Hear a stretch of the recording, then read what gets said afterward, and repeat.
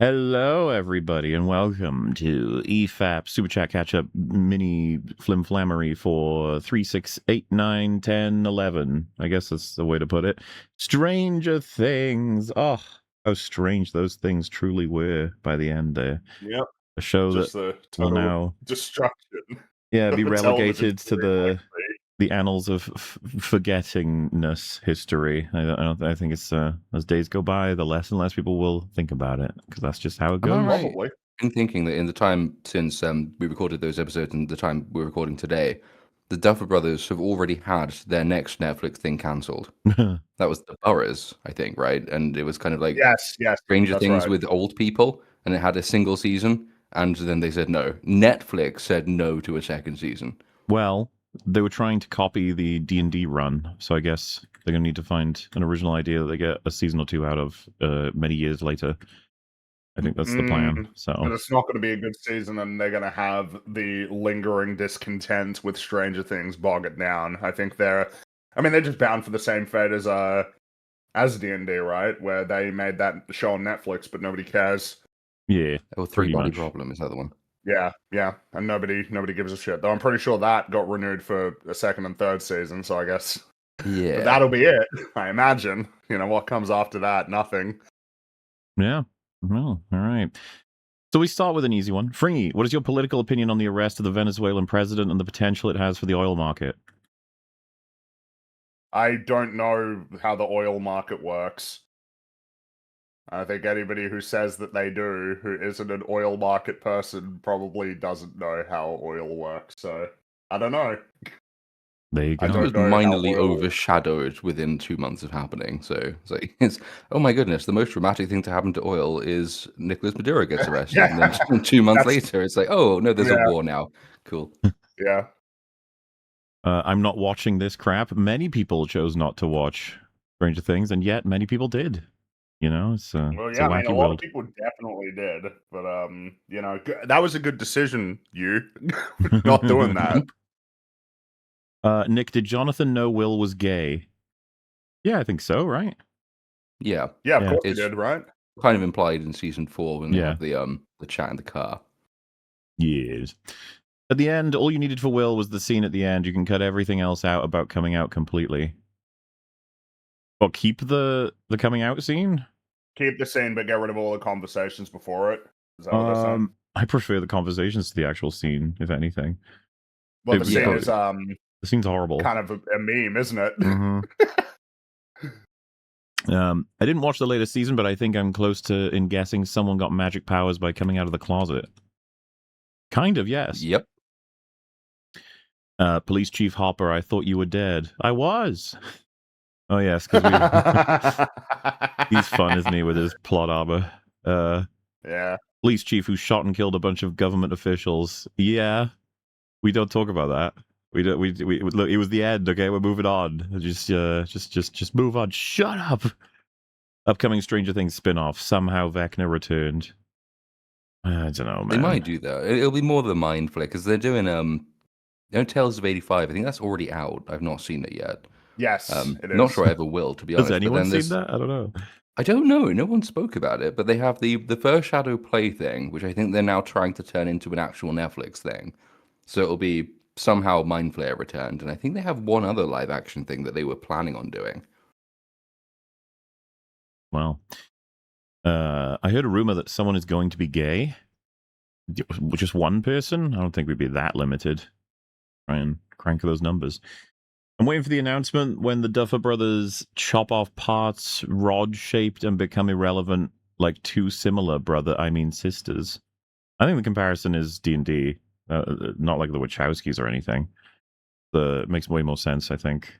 Especially with like a major cultural impactful TV show that went for longer than people probably thought it did, honestly.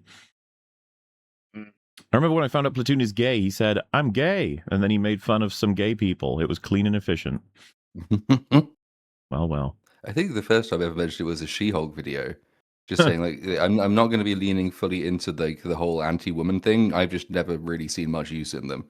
I think that's when it first got mentioned.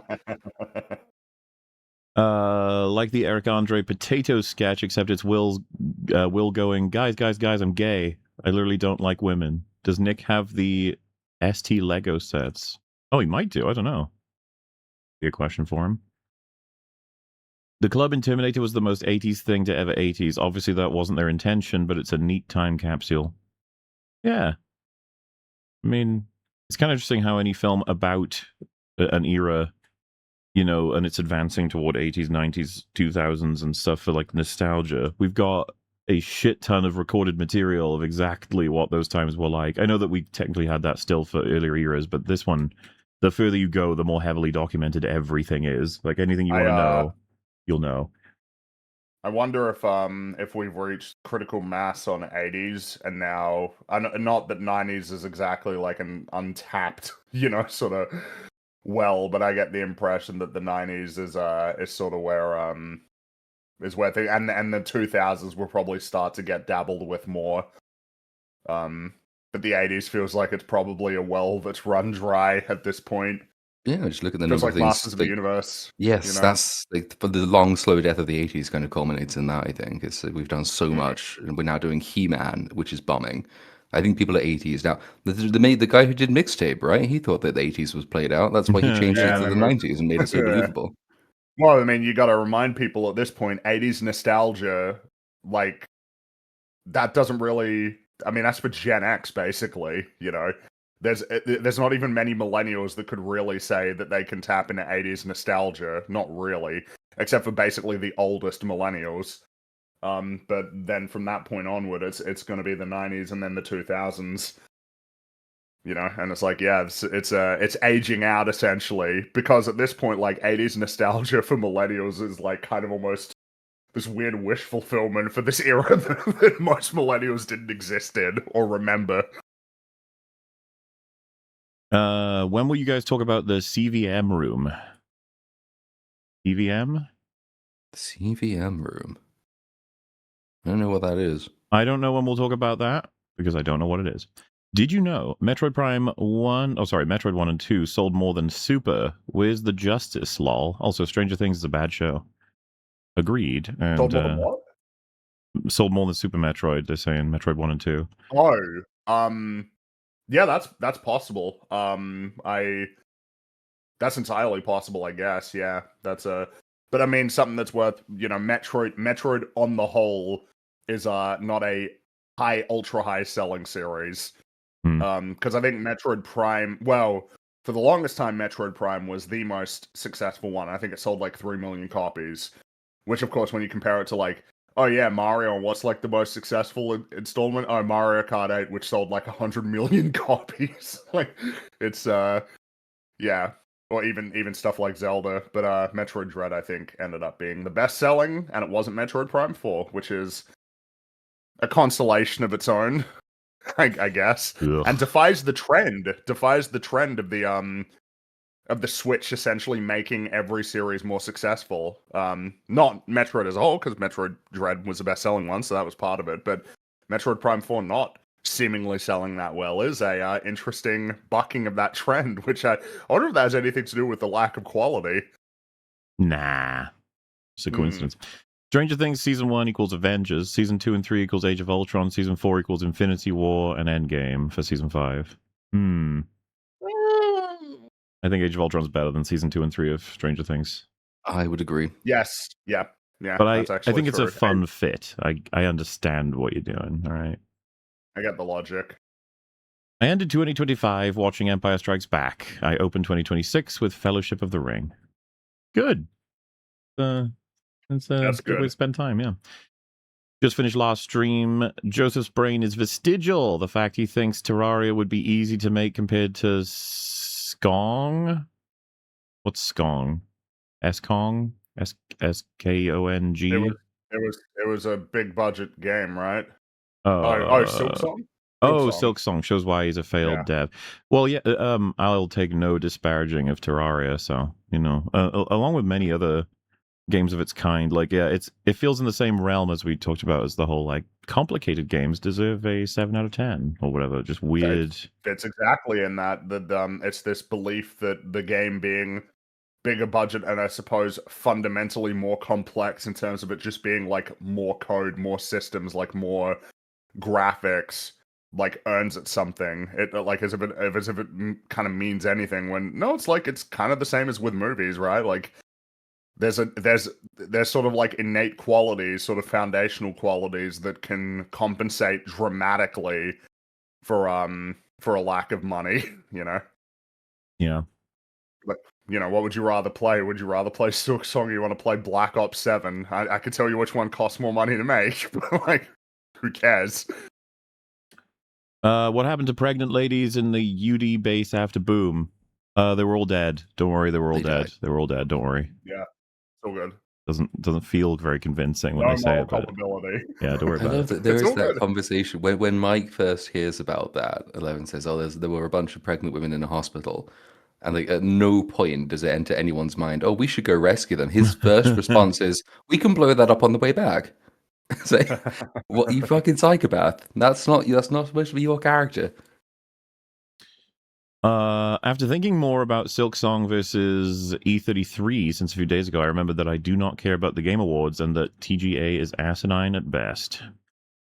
Well, something that's worth remembering is, you know, it's worth thinking. It's like who makes the choices on, you know, what wins. And in the case of the Game Awards, it is heavily skewed towards the outlets that nobody fucking likes, like IGN and stuff. They choose which games win. So if their assessment doesn't mean anything to you, generally, you know, why should it mean anything to you necessarily what they pick as the game of the year? That being said, Astrobot getting game of the year that one time was great. That was really fun. And it was really fun seeing people get mad because it was a platformer, and a platformer shouldn't beat like an RPG or something. I mean, that ties back to the Joseph Anderson, Alana Pierce point, you know? Oh, Yeah. well, it's a little platformer. Why would that be the game of the year? It's like, I don't know, because there's nothing wrong with it, basically. Have you guys checked out any indie shows on YouTube? Not really, no. Well, I like a Fox in Space. That's cool. That's a really cool project. I'll Be the Chief, I suppose, would count as would definitely count as an indie show. And Sometimes I don't even register these things as like indie shows as opposed to. No, I just think of it as stuff that people make on YouTube. Yeah. That's cool. Would have been cool if it was called Stranger Things 5. Things got 11 even stranger, but you put the let in brackets 11 even. Yeah. I guess we can't always expect peak unless you Dumbos play DDLC. Oh my. I've been reliably informed that Bazinga is the answer to life, the universe, and everything. If you disagree, then maybe you haven't discovered empathy. I'm not old enough to get empathy yet. Be there though. No. What It's a about very old Bazinga? thing. Do you have that in your heart? No. What is Bazinga? That's what Sheldon says in Big Bang Theory. That's like his catchphrase. Oh. Yeah, Yeah, I don't think I have whatever that is. Have you ever watched an episode of Big Bang Theory, actually, Platoon? Maybe, but not deliberately. I think it may have come on TV one time. That's a fun, because I've not watched an insubstantial amount of that show. I think I've watched several seasons of it, The Big Bang Theory, because I have a very complicated relationship with that show, and that I wholeheartedly agree with the criticisms of it, but it does make me laugh sometimes. And you know, it took a lot to admit that, so it's good. It's good that you said it. I mean, it does. It's there are some jokes that are funny. Like there are even though I agree that a lot of the show is just referencing something that is vaguely nerdy, and then just laughing at the fact that it got referenced at all. Hey, he mentioned Thundercats. Ha. Yep, he sure did. Mm-hmm. Nick, please play the $300 dono sound for EFAP lore. I've heard that. It's like a spam of all of the most iconic lolcow rants all together. Amazing. Happy New Year's, lads. This season was an absolute chore, but at least the nightmare is over. Do you have a recommended cutoff point for The Simpsons? You should stop when it stops being funny enough to warrant the time, which that could you could draw that line anywhere, but it will almost certainly be beyond the scope of the golden age. It Yeah, you will need be to be beyond that point. thinking about that ratio of time spent versus quality once you'll post like season 8, and then you'll start thinking about it. It's like when I wanted to actually watch American Dad properly, and then I stopped about like season 4 because I was just like, I'm not getting that much out of it anymore. Lumbo Rags, did you ever get any trouble for Quantum TV? Get the chance to join Actman on that front? I'm afraid he's not here to answer this question. Lucas's dad had a based conversation in season 3. Dude, I don't even remember like that Lucas's parents exist. Sometimes, like I feel like they just got barely any screen time. I think they may even have only had that one scene. I think they showed up in like the Satanic Panic school meeting, but that scene is where I think Lucas is asking what to do if you've pissed off like a woman in your life, and his dad basically says women are always right. So, yeah, great scene. By the way, what Dustin does with his cat is what Dr. Owens does with 11 and the portal, but the show doesn't seem to recognize that with the Nancy's plot line. What Dr. Owens does with 11 and the portal is the same as Dustin. So the cat gets eaten, Yeah, and Dustin hides it. 11 and the portal. I mean, he covers it up at the end of season 2. Is that what we're talking about? I'm not sure how that plays into when they say Nancy's plot line. Then Nancy I has do a plot hate line? Dustin for that, by the way. That oh like, yeah, because when I watched season 4 and I liked him, I didn't know he did that. But once that, it's like, oh, that like lingers over you forever, dude. That's like really terrible. And it really annoys me that the show's like, yeah, but he got like a replacement cat. It's like, okay. What if it was a dog? Would you present it the same way, that you just get a replacement dog and like nobody gives a fuck? Yeah, no, you wouldn't. Like, it's just, I don't like it at all. So Rags, Joseph Anderson told us that Stardew Valley is a low-effort game because it lacks boss fights. Please roast him hard for this idiotic take. Yeah, that... Because Rags is a big fan of Stardew Valley. How have you fucking said that? No boss fights. It's just pretty funny because, I think he's drunk. like when...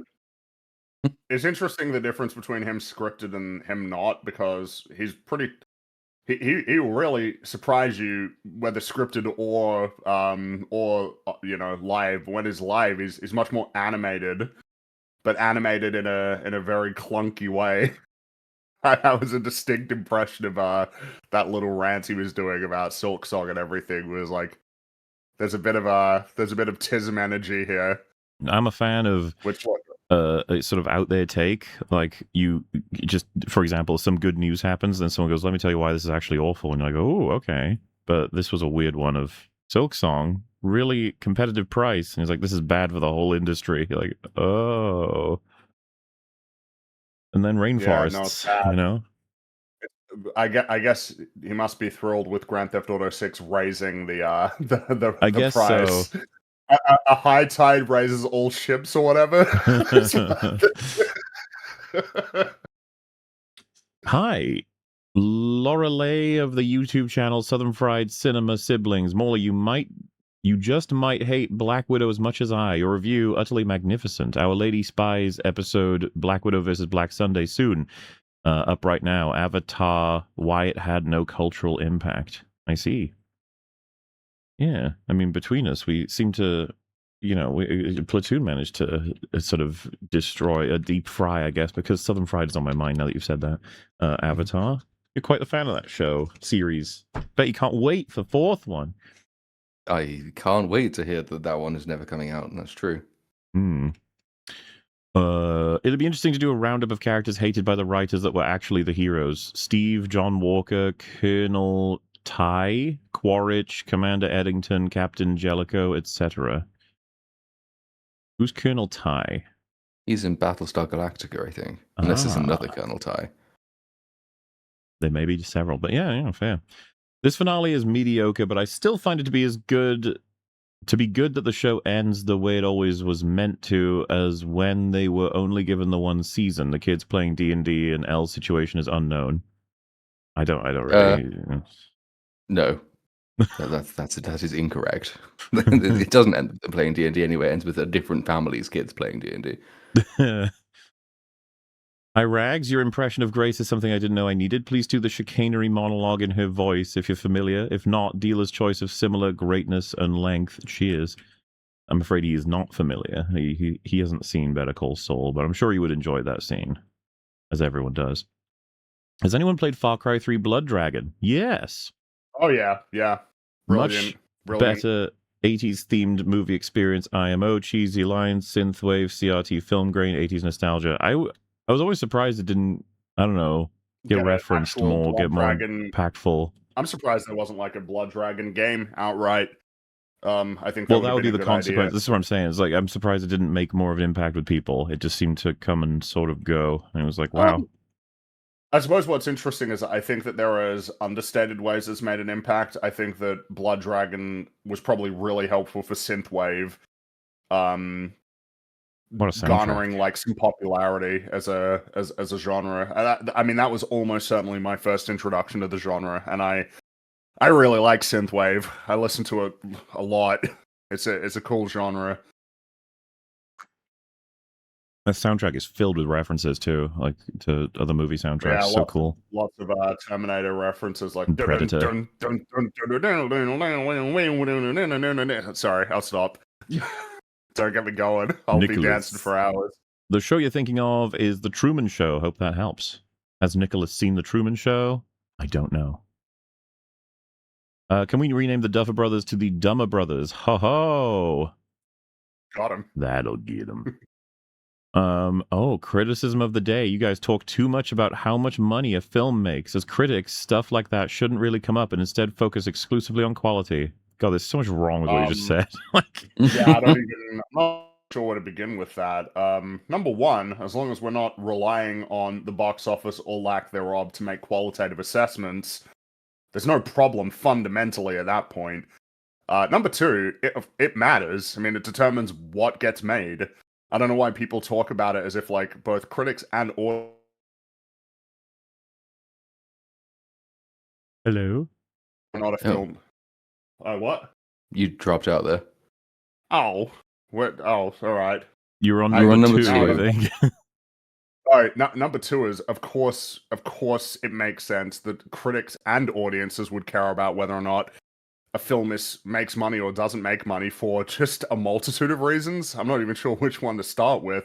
Number one, if it's something that you care about, you probably want it to be successful so that there'll be more of it and that the people who made it are rewarded for their efforts. But number two, it's totally acceptable to be like, dude, that movie sucks and I hope it loses money and I hope that it doesn't get a sequel and I hope that the people who made it are not in a position where they can get even more money to make something that's bad or, delve into some sort of intellectual property that I enjoy and ruin that too. Of course, it's relevant. I just didn't realize it's what the limit on critics talking about, and it's like I don't even like the word critics, honestly, as opposed to like. No, I mean, yeah, with guys talking about the news related to media and also media, like the meta of media as well. It's like, how would this not come up?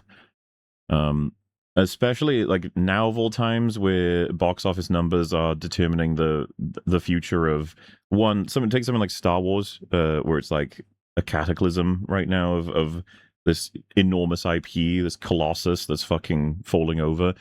I know it's not quite box office, but you understand what I mean. Doctor Who, it's been fucking shuttered. It's going dormant because of its inability to generate any revenue or eyes. And then, a more interesting sort of combat that's happening is the James Gunn fight for DC, which box office decides. All of that stuff does. It's all the future of stories. I don't know why that wouldn't come up. If movie making is art meets commerce, it would be really weird to ignore the commerce part of that equation. It's pretty relevant. And I don't see what the problem is. $0 as long as we don't end up arguing something like, hey, the box office was low, that must mean it's an awful film. Yeah, which I mean, which we don't do. Is that something that we have said ever in the history of anything? It's more likely to be, it's either Schadenfreude, because something that is shit is getting no money, which is then a springboard for a conversation about why that is the case. Or it's misery and depression, which is Toy Story 5 earning $1 billion and more. That's all relevant material. if we hadn't spoken at all about box office, then like, what are we supposed to allow it to go unanswered? For example, when a whole like section of the internet briefly decides that Predator Badlands puts the franchise in the healthiest place it's ever been in. It's one of the best Predator movies ever, and the audiences are rewarding it with a huge amount of money. Something that is flatly untrue, but which took up a huge amount of the discourse around that film. Like, obviously, we Well, yeah, I address mean, that because it's a lie, and lying is bad. You tell it, yeah, like is the claim that we should have said nothing. When people said that, we should say, that's not in our purview. Let's not talk about that. Because that would be really silly. Love to listen to Stranger Things OST when studying. Works wonders. By the way, Steve dodged a bullet with Nancy. Hello, Rags. True and true. Yeah, it's a cool original soundtrack, especially season 1. Yep. Nancy is the equivalent of the DMPC who no one likes but the Dungeon Master, and she's super cool and important, we swear. She's so fucking horrible. Yeah, she's so terrible. horrible. Been difficult to in any way support for a long time, not just like later seasons. Have any of you played Far Lone Sails? It's a cool little indie game. I recommend it. Very intuitive and gorgeous. High Rags. No. I ain't never heard of Far Lone Sails. After hearing laser, I thought of Austin Powers' freaking sharks with freaking laser beams attached to their heads, and realized that was more grounded than what you were describing. Yeah, many such cases. Season 5 informed me of something I was beginning to believe after Mando Season 3. The worst thing a bad show can do is end. That may sound odd, but hear me out. If a bad show never ends, then the fans of it can cope all they want about the quality. The next thing will explain it all and retroactively make it good. This mindset cannot be maintained if there's no next thing. Therefore, if a bad show never ends, the fans never have to come to terms with it, so when it does end, their ire flies toward the creators begging for an explanation of the nonsense. Or they opt for a mysterious next episode that will fix everything still. Episode 9. It is coming. But no, yeah, that's how it's worked with loads of different shows. Even ones that collapse over a very long time, as long as there's more coming, it does feel like it's not the end of the road. It can still work. It can still work. Like I said, the crazy thing with The Boys was I started seeing in my recommended, like, okay, we got 2 episodes left to wrap up these 17 plot threads. So I'm a little worried right now. It's like, oh, you should already have concluded it's doomed. But the fact that you're like, it could still work. It could still work. It's still good. It's still good. And then it comes out. Slimy. And you're like, oh, well, that was fucked. Damn. The dialogue in Dispatch was so poor, Morley and Mootl's stream legit sent me to hospital. Should be out soon. I watched for Nutza. We love you, Nutza. Well, yeah, I didn't like the dialogue in Dispatch, but, a lot of people apparently did, and that's wonderful. You guys know anything about Dispatch? Lady Dispatch? No. I've heard of it, but I've never played it. I have no idea what that is. It took me a fucking hour to realize that Nick responding to chat saying this is pre-recorded was an obvious joke. Yeah, I always find those kind of funny, like whenever someone says that on a live stream, because it should be so categorically obvious it's live. Like, there's no way you could possibly question, especially with chat coming up on screen, but it does work. A lot of people, and that's probably due to, and this isn't a criticism, a lot of people just sort of casually, passively watching. So they're like, oh shit, am I on? Is this pre-recorded? I didn't realize. And then, like, no, yeah, it's all good. Rags and Drinker should play Portal 2 co-op together. That would be funny. I think they both want to do Resident Evil 5 before that, though, honestly. Does Jonathan know this isn't pre-recorded? I don't think Jonathan was aware. I don't think he'd like us talking about a show like this, Vecna smokes Lucky Strikes. Yeah, probably. I demand Nick shows the Sonic video. Oh, I'm aware of that. I can't remember if I think we talked about it, but maybe we'll save it for some other time. I don't know. Don't spend this on crack cocaine. Put it towards some decent regular cocaine like normal people do. No, yeah, we get high quality coke on EFAP for sure. Yeah. Don't let these guys get like the bottom of the rung stuff. Want a show that takes forever to come out and actually gets better writing with each episode? Watch The Amazing Digital Circus. Also High Rags. Come yum. Good old Amazing Digital Circus. They've wrapped now, right? On season 1, I think. I think so. With a movie. Have anyone seen broadly what the reception of the movie is? I don't know. No, the only thing No, I I saw was that don't know. people were upset that it was going to be a movie that they would have to pay and see. But it's that's fans doing fan shit. I don't know how people regarded it. Yeah, fair. I mean, I think we talked about that at one point, but I would have thought that would be somewhat good news, as in your thing is getting so popular it can release in a theater. It's like, hey, neat. But then again, your thing going mainstream is never a good thing. In fact, man, has there ever been a good show with a smoke monster? Because I know they're referencing Lost with that being another show that collapsed. Smoke monsters in good shows. There's probably one. Got to be out there somewhere. Someone in chat will know. Notice the voice actors for Baldur's Gate 3 doing D&D sessions and stuff online. Would have been cool to see the actors do that here as well. Playing D&D, I don't think you were ever going to get that. The actors, I'm afraid. Maybe at a promotional they didn't know anything thing. about it. Even the Duffers said that they actually don't know anything about D&D. They played Magic the Gathering, but they just picked D&D because it was kind of known. Of course, you know. Yep. A pre-recorded EFAP. Obviously, you were scared of getting smug Rost. Also, hi, Rags. Hello, indeed. Stranger Things is the best example of, actually storytelling where everything is post-hoc and pulled out of the ass. Pretty much, yeah. I'm not going to disagree with that. They're iconic for their sudden revelations and explanations that make no fucking sense at all. They love it. Stranger Things. Oh, wait. IMO, after changing Robin into a lesbian, they didn't give a fuck about her anymore. And of course, they couldn't allow her to be a threat to the straight characters. A threat? That was kind of the end. I don't know where the threat thing comes from, but that coming out scene, which was way better done than Will Swan, though it did trample on it. That is kind of the end of her as a person. She stops being a thing after that. She just becomes like a personality. I know. I even saw people who were big fans of her character said she was ruined post season 3. Mm-hmm. She's a goofball. I think they wanted to like push that she was really autistic as well, right? Which surprising amount of characters in all kinds of content these days end up with like hit with the autism stick. I don't know if it's just an excuse or if it's intentional, as in like. Oh right, they fucked up with the character, and so to compensate, they're like, no, they're autistic. Yeah, their representation. You're just like, okay. I do not believe that the Delvers would have made her autistic without telling the audience explicitly that that's what they'd done to get applause for that. So the fact that they didn't do that, I think that's just people looking at a badly written character and saying it must be autism, which is mean to autists. Yes. Well, yeah. What does that say about what? What does that say about what you guys think of autistic people? Annoyingly, how often characters explain unknown phenomena with wild metaphor using random nearby objects and then proceed as if it's absolute fact. Yes, it's what they got known for eventually. Steve is the Don's nephew. Yes, to an extent. I think that's viable. Even no, that makes sense. I guess the Don is... He'd be... The Don... That was the 90s, so... It's not... Yeah, they're not too far away. Well, yeah, because that guy was like 30s, so late 30s, they could be brothers. They could be brothers, actually, yeah. Hello, Massives. Long time since I caught a live stream. You guys were complaining about the lack of dinosaur movies this year. I just saw a stupid fun one called Primitive War. It's Vietnam with killer dinosaurs.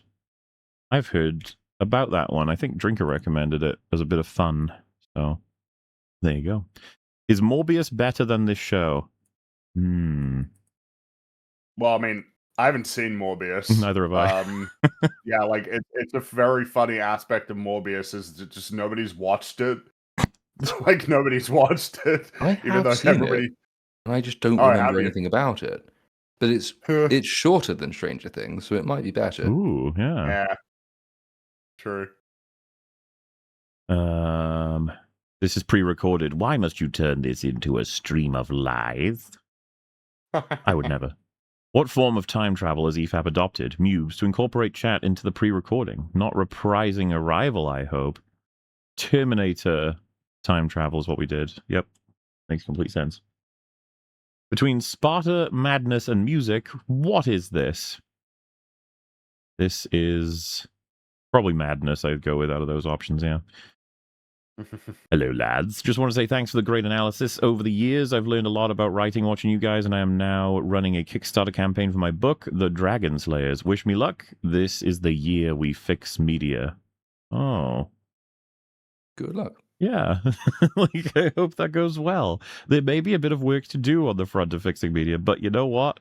I like a challenge. On second thoughts, Gary Rag should play Portal with Gary. It would be the funniest thing once Gary figures out all the buttons, or if he figures it out. I just hope he played mixtape ultimately. That's the main thing I want to see. Brought to you by Punto Al's time editing software. I remember Punto. I'm expecting to go to bed before you start season 5. Did we start season 5 in the first stream? I think we did, actually, right? I think we got through like one episode. The only problem was we didn't just need to do season 5. We also needed to do the documentary, the iconic documentary. Yeah. Maxine was written on a loo break without them. I can believe that. Dead enough to open a portal you can duct tape over. Hey, man. You can duct tape over a lot of stuff. Is really good shit, especially if you've got Flex Seal. That stuff is really good from what I understand. Oh, since Gary isn't here anymore, pineapple does not belong on pizza. You're not going to catch me disagreeing. Yep. Elfen Lied is the anime version of this show done years ago. All right, fair enough. Downgrading from Lovecraftian existential horror to edgy emo supervillain was a poor choice. For their capacity as writers, Vecna offered them something that they could, I think, do more with. But broadly, yeah, it was a bit disappointing to go from, you know, the Upside Down was this horrifying other world that we can't understand at all to, well, it's an angry guy who's getting revenge. And you're like, okay. You know.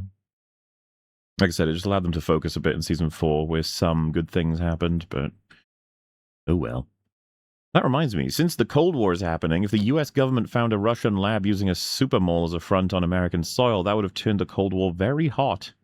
Yeah, probably. There would have been some geopolitical ramifications, yes. But then again, you know, the Russians having like alive versions of smoke monsters and, you know, captured demigods also should have maybe had some implications, but we just forget that. That reminds me. Oh wait, what do you think of the queer baiting with Mike and Will and the downright homophobic writing of Will? IMO, so much of Mike, season 3 and 4, could have been explained with internalized homophobia, but he just turned into a nothing burger instead.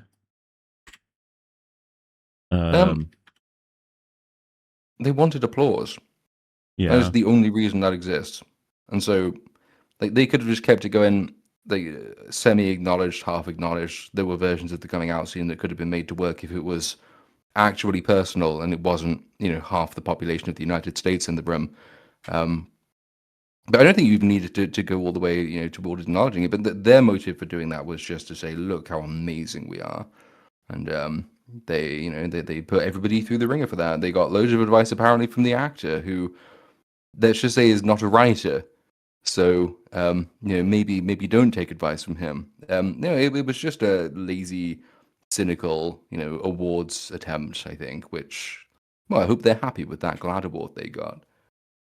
And you know, it's always been weird, too, because like a lot of the fan base really wanted them to get together, right? But the writers never intended that at all. So obviously not. No, it was always just going to piss them off. My girlfriend pointed out today that I totally missed is that these kids shouldn't be graduating high school. Starting in 83 when they're 11-ish and ending 87 means they'd be sophomores at best. Yeah, but that doesn't give you as clean an ending where they graduate, does it? Can't do that. You'd fuck it up. God. Watching Stranger Things for monsters, but the real monsters are the EFAP hosts. Well, yeah. True. We work hard to maintain that. Hello, Mingus, Ringus, Fringus, Little Plingus, and the all groovy guests. Today is my 24th birthday. This show's been a highlight of my week for years now, and I hope the tisms continue evermore. Don bless you all, my good folk. Damn, that means you were probably watching us when you were 17 then, right? At least. If time works the way that I think it does. Happy birthday. Happy 24th. Thanks for recommending Life of Chuck yesterday, Fringy. That was an enjoyable 2-hour break from this. I mean, Good movie, man. Really good. that was movie. my goat of 2025. That was a really nice movie. The one time I might use that word just because it feels more appropriate than ever. How nice, how friendly, how wholesome, how life affirming despite the darkness within to an extent. Mrs. Wheeler got 9 wine bottle jabs in on the demo while it just stood there awkwardly. Yeah, it's a terrible payoff. It's just dumb as fuck. A shilling for the Stranger Things disappointment counter constantly ticking over season after season.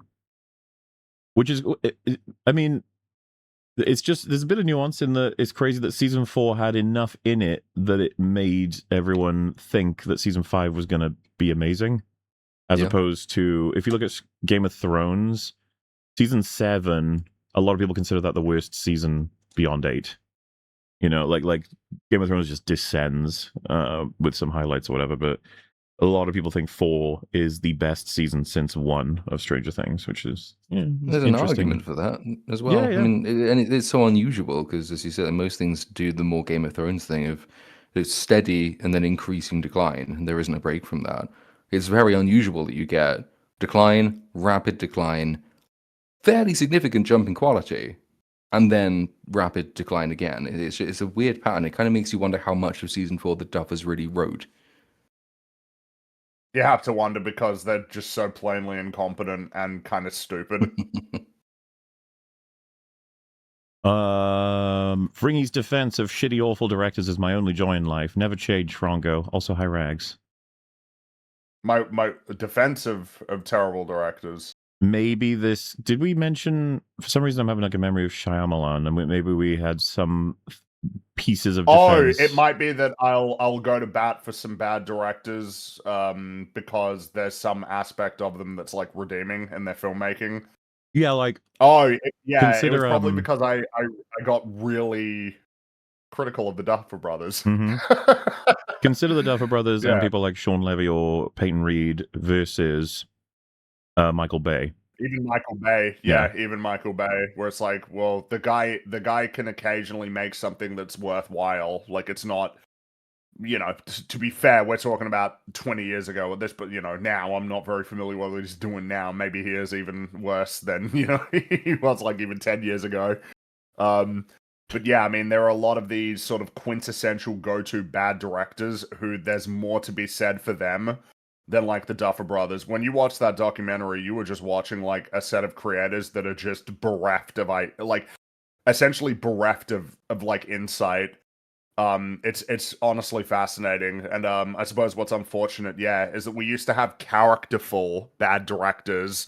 Now like the bad directors that we get are just kind of idiots, and they get a lot of money, and they manage to get away with it for a little while as well through whatever means. So much has been figured out. Like a lot of it isn't even their decisions; it's just like the system doing its thing. So it all looks the same when you have directors who don't want to make changes. You have a whole bunch of these very talented people that just become involved in these projects, like the production designers, like the assistant directors, these sorts of people that just get things done and get the wheels turning, where you got these two simpletons who are the ones that ultimately manage to get all of the acclaim, and then in turn, when it all goes to shit, they get all of the blowback. Which, you know, they deserve the blowback, right? Like, even in season 5, all of the other people are doing their job, and even though there's criticisms of the visual effects, we all know what's up, right? The reason why that happens is because way too much work to be done, not enough time or money to do it. So it's not like their fault. You know, but the people that are at the top, right? The guys making the big bucks, the guys that get all of the acclaim for being the amazing auteurs reveal themselves to be a different kind of or a different kind of thing. You know, not very good, very bad at their jobs, and yeah, and now everybody's like, oh wait, those Duffer Brothers, they're kind of hacks, right? It's like, yeah, they sure are, and they're not fun hacks like Shyamalan, you know. Yeah, he's very fun. They're the loser hacks of the 21st century, you know. But beyond that, you know, the this era of the 2010s onward, you know, like it's the sort of J.J. Abrams kind of hack, which is less fun and more depressing. Oh, sorry, I got a bit lost there. Jam, a man of fortune. Yes. This better be a long brilliant. episode. You made me sit through 4 seasons to catch up. It sucked, and I want my time back. Well, we got 4 episodes of EFAP out of it, I think. So, you know. What if I don't like Kate Bush? Does that mean I'll die? You got to find your own music to get you out of there, okay? At least Yeah, until to Max create the decides that portal. isn't how it works anymore. Right. That was all criticism. And then they eventually had the realization, which kind of just undoes a lot of what shit they put in place already. It's all very confusing. Kate Bush did 9/11. I didn't know that. That's crazy. Platoon would cheat on Ted for Billy confirmed. Listen, Ted is the pinnacle of man, so it would be a really tough decision. But I think I could be persuaded, maybe, to cheat on him with Billy. Maybe. I wouldn't blame you for that. I don't I'd even feel think Ted bad, would blame but- you for that. I think he'd be No, like, Ted might fair." join in. That's why Metal isn't here. It's pre-recorded. Plot holes sealed. World makes sense. Time for Chinese and dinosaurs. Hi, Rags. Yeah, all right, fair. WandaVision handled it slightly better. Well, that's not a good position to be in, is it? What was Vecna's master plan for Bob and Bob again? So Bob was Bob an accident? No, well, so Barb dies because at the time the rules are different. That's the only explanation. There is they tries to pretend that he was behind everything from the beginning, but there is no way you can square that with the fact that Barb in particular dies. She dies because she cuts her finger, and at that time the Demogorgon is just like a shark monster, and it follows blood and it kills people. It's not until later they decide that it's actually part of a mind-controlled, gestalt intelligence that actually obeys people's orders and does everything for a reason. But once you introduce that, you're kind of fucked with Barb. The plates weren't even bolted down. They were just thrown over the top of tears in reality. Yeah. It's fucking stupid. I still remember seeing that for the first time. The end of season 4, you know, it has that long sort of they're all standing on the field and the camera pans around and you see Hawkins, which is there looking like hell is erupting onto Earth, and everyone thinks, oh shit, season 5 is going to be amazing. And then the first scene of season 5 is that now we just covered it up. We put some plates down. So all those hell rifts, you could just paper over the cracks, apparently. Oh, it's so lame.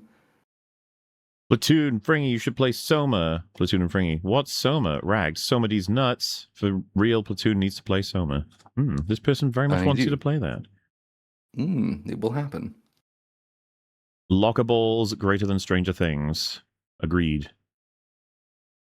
These people do not represent all of Gen Z. Sure. I guess no individual represents the whole generation. What, who? The Stranger Things people, I guess? I don't know. They barely represent people, so don't worry about it. Yeah, but all those characters, they're not. They're Gen X. That's true. At least in the timeline well, of I the guess show. And you could take it from the era, or you could take it from Gen Z writers doing. But they're not. But the Duffer Brothers, they're Gen X too, aren't they? That's true. Yep, and so was everybody else in the writers' room. But then I guess the other angle is Duffer Brothers trying to appeal to Gen Z or something like that. Oh, no. The Duffer Brothers are millennials. Never mind. Oh, right. No, yeah, because Gen X... Yeah. What was the... Gen X is 1980 to 1996 is millennials, so... who am I thinking of that we were like... Because a bunch of people said it was a millennial project, and it was like, unfortunately, it's a Gen X one. What was that? I remember that I mentioned it with Daredevil, because the reminder that has I think it was Daredevil, yeah. The last 10 to 15 years, or certainly the last 10 of the destruction of IPs, that's been Gen X, and some boomers, not millennials. Millennials weren't old enough yet to be in charge. They're still kind of not. Like it's kind of this funny thing that Gen X has essentially gotten away with. They've benefited from their reputation as a sort of inconsequential generation, but it's like no, there's no escape for you. All generations have their share of the blame for the world that we live in today. And Gen X is a big part, at least Gen X creators are a big part of the J.J. Abrams is Gen X. A lot of the guys who've done a lot of these Marvel projects are Gen X. They're not millennials. Most of them are in their 50s. A variety of these projects, it's Gen X's that Well, were and then you get into involved. the Kennedys and Bob Igers, when it's like, aren't they truly responsible for a lot of this? Like, And well, then, that's boomers then. yeah. At that point, then we're talking about boomers, and it's like, yeah, see, look, all right, millennials have their fair share of cringe contributions, but a lot of Neil Druckmann, he's Gen X, he's not a millennial. But what I keep trying to push is that every generation is shit. No, that's why I'm just saying that if we're gonna play the game of generational blame, let's be real, millennials aren't old enough to be majorly responsible for a lot of the things that are the way that the world looks like now. Certainly when we're talking about art, but the influence is there for sure. We're all a bit cringe. Yay! The great unifier. Yeah. Not to get too existential, but Duma's big meltdown being 2 years ago means he's been playing video games for 32 years, coming up on 33. Damn, yeah. I guess we have to update that meme. See, that's a millennial take. 32 years? That's firmly millennial. Right. Is this better or worse than James Gunn's Superman? Ooh. That's tricky. Oh, Stranger Things Season 5. Yeah, honestly, that's a tough one. It's worth reminding people, like, Superman is, at best, it's a 2, and you can make the case for it being a 1. It's an abomination. I mean, a pocket universe. Like, I know we mentioned this on our Supergirl stream, but the fucking rewatch of Superman, I couldn't believe the exposition, because basically I was rewatching it with the sole intention of grabbing all of the world building in my head, because I remember it, but I also need a refresh on some of it. And so I'm looking out for information to keep me sort of settled on that sort of stuff. And man, just the amount of lines that are like, it's almost like as no you know, Superman's every move. He does. He's been studying him for years. He's created over 10,000 fight combinations for this battle. Well, when he crashes and that guy's like, "Oh my God, Superman! Remember me? I'm your friend. I gave you food once. I'm your friend, Yeah. Superman." It's like, what the fuck? The engineer. I've sacrificed my own humanity to help get rid of it. Oh, it's I so bad. People are like, man, it's kind of weird that the engineer does that flip and then reverse when she could have just turned around Very to fight funny. those Superman robots. And I mean, I just love that it's a movie where Superman doesn't change. He does not change. He is a static character when the film believes that he goes on an arc. Hey man, everything I thought was a lie. It's not going to stop me from just literally being the exact same person though and still doing good things, only to later realize that that's the decision I need to make is if I haven't always been making it throughout the whole movie. Well, let's be clear. It makes no fucking sense. He thought it was a lie. As in, he makes no sense. He drew everything about his meaning in life from the video clip. Than the parents who actually raised him for 30 years. Not to reopen it all, but oh my God, the other Superman movies understood the dichotomy so much better than this one did. Yep, and then yeah, pocket universe. That's crazy. As well as the fact that the film says the solution to foreign conflicts is for an American private military company to unilaterally intervene in those conflicts and assassinate the leaders of countries. That is the film's purported solution to conflict in the modern day. Well, I think as with something like a Predator Badlands or even Thunderbolts and stuff like that, it's just going to become more and more insane to remember just how insanely fucking hyped the movie was. It reminds me of First Light, actually, where conventional criticism just gets batted away with the most bizarre fucking arguments because it's decided that this is protected, like this particular project. Yeah, it was really as much as, and of course what complicated it is that people felt that it was a fight against, the criticism was from the Snyder Bros, who themselves are fucking retarded as well in terms of, the movies they like and the arguments that they make in favor of those movies and against the other ones. But no, man, it's really simple. James Gunn is just not a very good storyteller. He's kind of terrible at it. Whatever he has isn't either, but it's why you'll occasionally come across a tweet which it'll begin with something fairly sane and sensible, like James Gunn is a useless fucking hack. And you think, yes, I agree with this statement. But then you read the next line, it's like, we used to have an attempt to make a serious, intelligent, adult superhero genre with Zack no. Snyder. So, oh, you were so close, but actually, like, you're just as retarded in the other direction. Fuck's sake. No, you need to come to the light, and the light is just end it. Like don't bother trying to make like DC movies. Don't do it. It's it is a well, I'd say superhero movies in general at this point. Just give up. Like just don't do it. Put the resources into I don't know, just original science fiction movies. Because hey, you may get shit like The Creator that was terrible, but maybe you can get something good out of it. Whereas there's like a chronic inability to make superhero movies good consistently. Regardless of the interpretation. And you know, when the DCU inevitably comes to an end and they try again, it'll probably go pretty badly as well. You know, it's much like how whatever direction the MCU decides to go in the effort to fix their problems, it won't, and it will still be bad. It's over. There will be no more good superhero movies with any reliability. Not that there ever necessarily was an era where they were reliably good. Yeah, But at least reliably watchable. You know, there was a time when that was the case. At least they were reliably entertaining to some extent. Hey, In answer to Rags. the question, though, I think Superman is probably worse than season 5 of Stranger Things because Superman is supposed to begin everything, and Stranger Things 5 is ending things. So like nothing else hinges on it. It's kind of contained from this point. And if you've been paying attention, then you weren't surprised by how bad it was. Whereas Superman is this is the plank on which the entire universe has to be built, and it's awful. Yeah.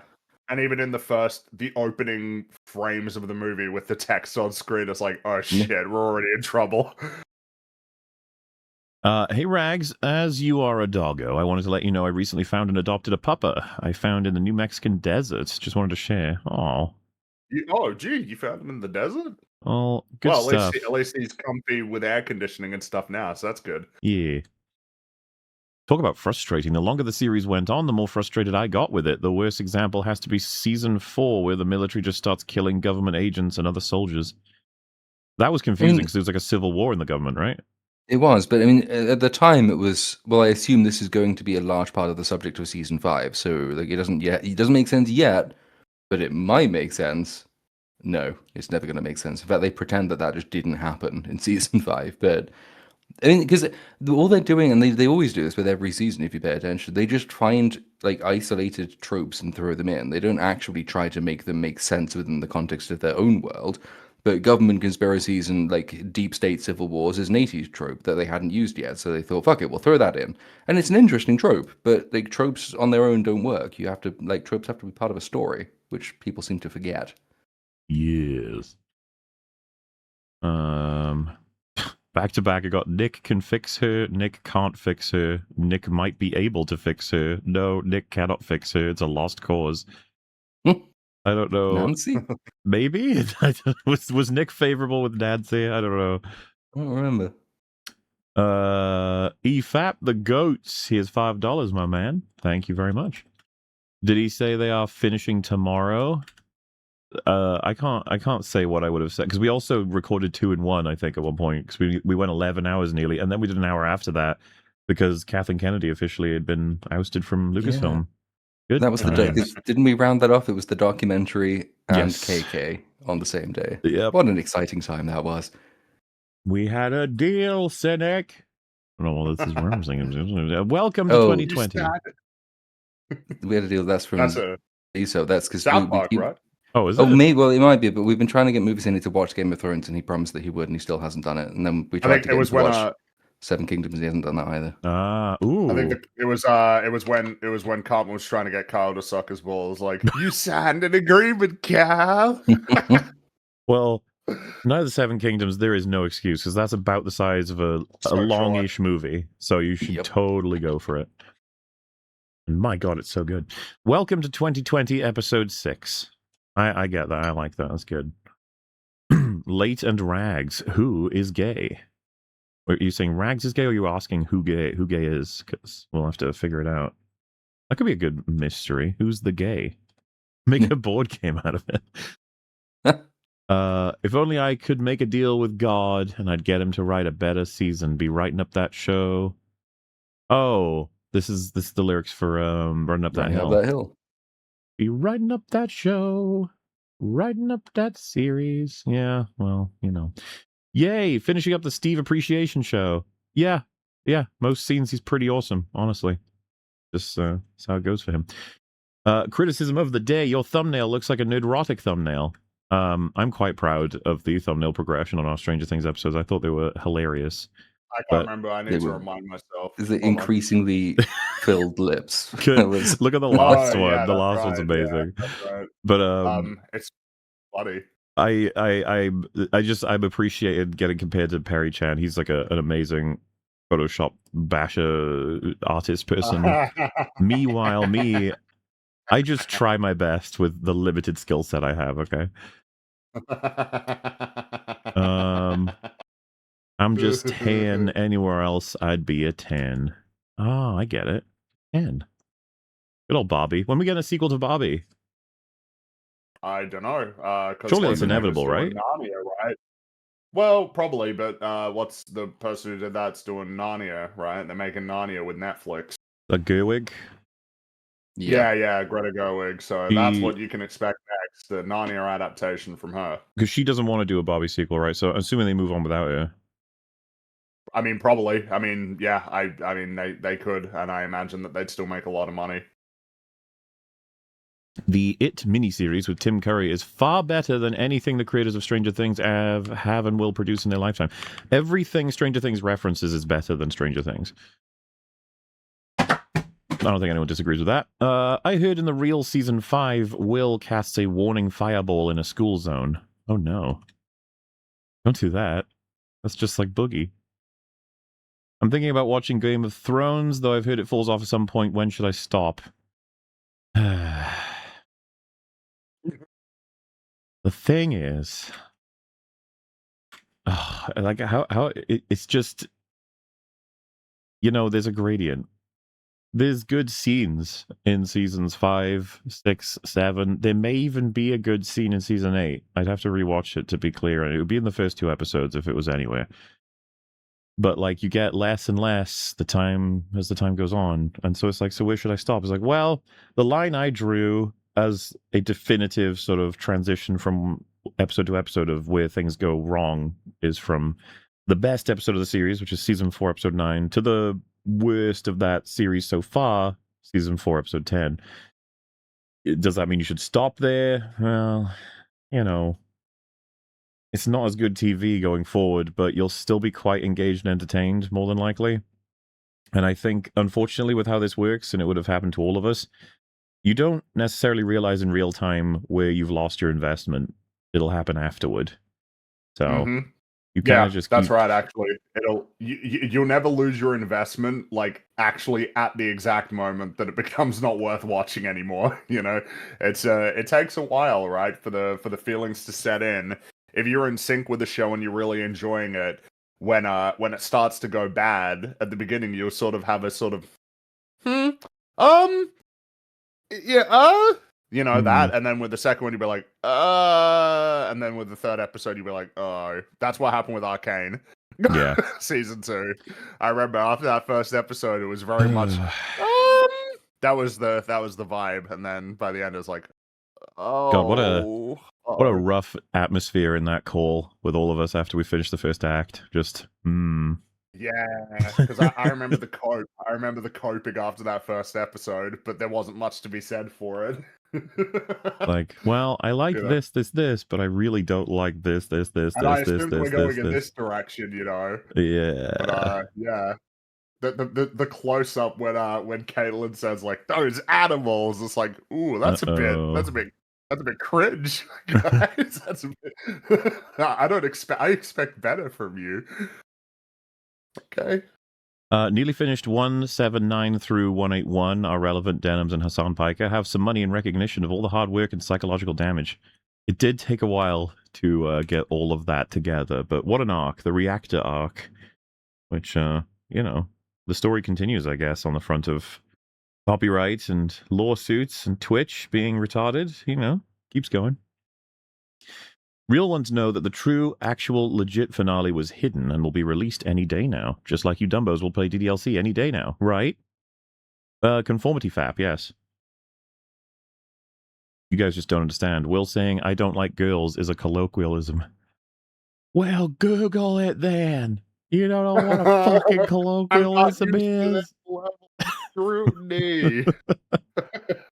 That's I one of the think best that boogie moments because of the reality of not knowing he's being he recorded. didn't realize. Yeah, I think that's what makes it such a unique, powerful, and damaging boogie clip. This is how we treat somebody when he isn't being watched.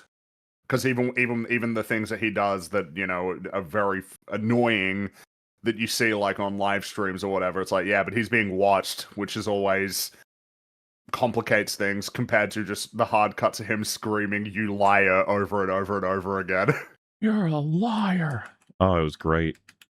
Bring back those days. Which, from what I understand, the lolcow shit really is crashing. Like their numbers and like every episode apparently is just a panic of trying to figure out what the show's even about.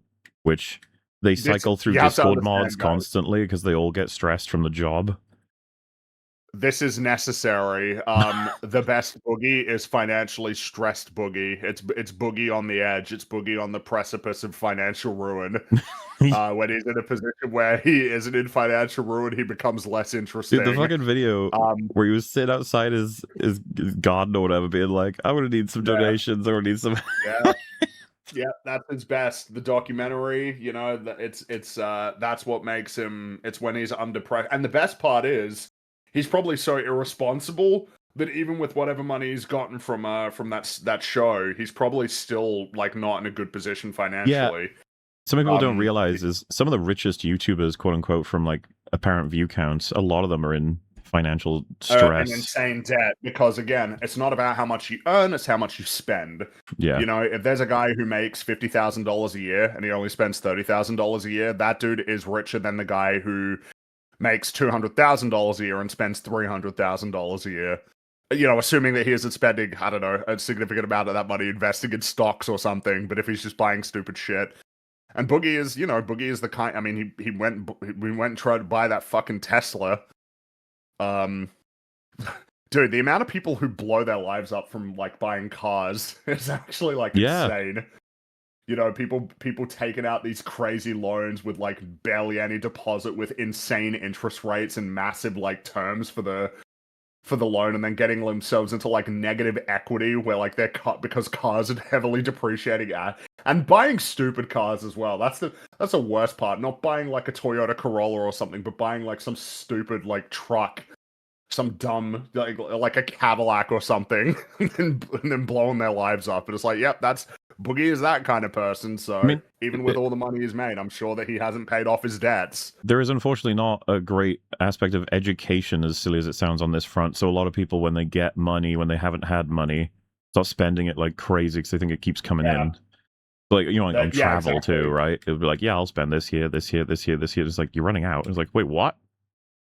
It's like, yeah, no, you're running out of money. You know, if you had all that money and you were still driving around your little shitbox car, your shitbox reliable econo box car, you know, and you weren't going out to eat at fancy restaurants all the time, then you would be doing well. Like, and if you had invested it or, you know, paid off debts and stuff. But instead, if you're just buying a lot of expense, and especially in Boogie's case, buying these worthless collector's items as well to litter his house, like an ode to being a capitalist pig, you know, like it's just his entire existence. That's the one thing that's coming out of Lolcow Live that's very funny, is how him smashing all of his like trinkets and trophies of his past life in order to make more money, and then just wasting that money. And wasting it. Yeah, like you destroy your, because like that Game Awards thing, I know we were talking just before about how, you know, whatever, but like that's priceless, and he destroyed it. Yeah. It is insane that he's done that with so much of his shit. But, you know, whatever. You know, the play button, stuff like that. It's like, yeah, this is irreplaceable. These sort of things. Well, so there was they had so like to illustrate how desperate they get, and they would do something like, you know, 1,000 members, and I will go outside and pour every condiment in my fridge on me and then roll around in pig shit or something until, and you're just like, wow, okay. But like 1,000 members, if they hit that, is like, that is a shit ton of money. But nowadays it's like 20 members and we'll have this Discord mod tattoo Boogie's name on his forehead with his own like makeshift tattoo parlor in his fucking bedroom, and then like nobody donates anything, and they'll just be like, okay, do it anyway. Like that's where the show is now. Yeah, like not much money in exchange for humiliating, damaging sort of rituals. Which, but yeah, like, I mean, to me, the best ending is that Boogie is forced to go back to his YouTube channel and try to. Because the best part about that will be that he'll have to try. His strategy will be to try and present himself as a good person again. Yeah. Like that's like sort of an inescapable aspect of him trying to have a career on his own channel. Could you imagine him wanting to coming in to talk about Grand Theft Auto 6? How embarrassing that would be, like him trying to offer any insight into that game, just to try and make some money. When you would talk about drama issues with YouTubers or video games and movies in general, like his thing of that's my bread and butter is like you never had anything to say about these things. No. And then the other thing as well will be pretending that he's going on a character arc, like when he pretended after the second mushroom trip that he had some deep insights and he had to offer apology, like he had an ego death. Or like his first, like, oh, have you heard of Marcus Aurelius? Like, it's just, I need more of that. I need him pretending to have philosophical insights. It's such good content. So, we'll see how things go. Pro tip, to cleanse yourself after this atrocity, watch an insane and great sci-fi show, Pluribus. Vince Gilligan does not miss. I like Pluribus, but I wouldn't call it a great show. No. And we don't know if he's missed or not, because season 2 is about 8 years away. Not just that, but season 1 is low risk in terms of the story it tells. It's hard to make that completely shit, if you know what I mean. There's not a huge amount of variables right now. But we'll see how it goes forward. I have a lot of faith in Vince Gilligan as a storyteller, so it'll be cool to see what he does with it. It's just rock, paper, scissors. Well, I do like rock, paper, scissors. Next, to fully go through the Lord of Rain Golem gauntlet can be as follows. Theo, Critical Drinker, Nick Diorio, Nutzer, Fortier, and Joe Danger. Well, you're getting Nick for sure.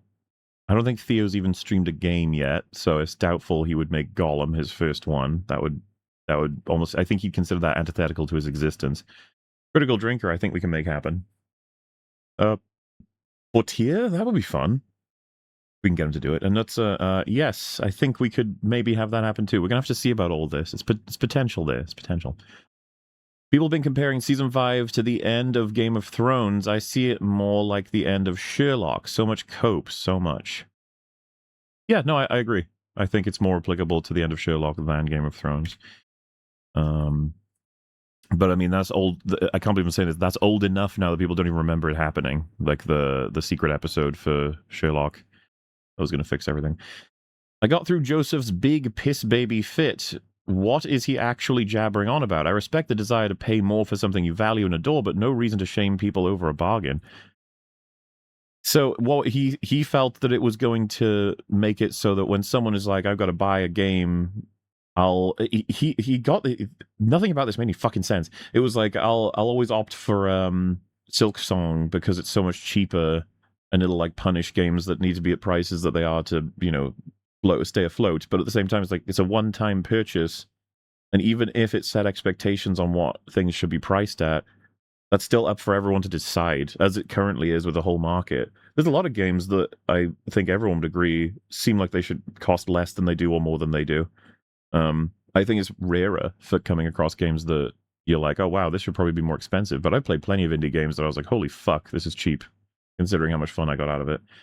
But I mean, that's how you're competitive, right? You're like, hey, check out my thing, and then if enough people buy it and I make a sequel, maybe I could charge a bit more. Or not, depending on whatever they want to do. But, for example, First Light, do you think that game is worth its price? They should be paying us. They should be, but they won't. All he did was prove he absolutely is a large gay. He sounded like he was on the verge of tears while he was Alana Pierce maxing. What a massive. I don't disagree. And, yeah, Alana piercing is a thing for people when they drift off into making those kind of wacky gaming arguments.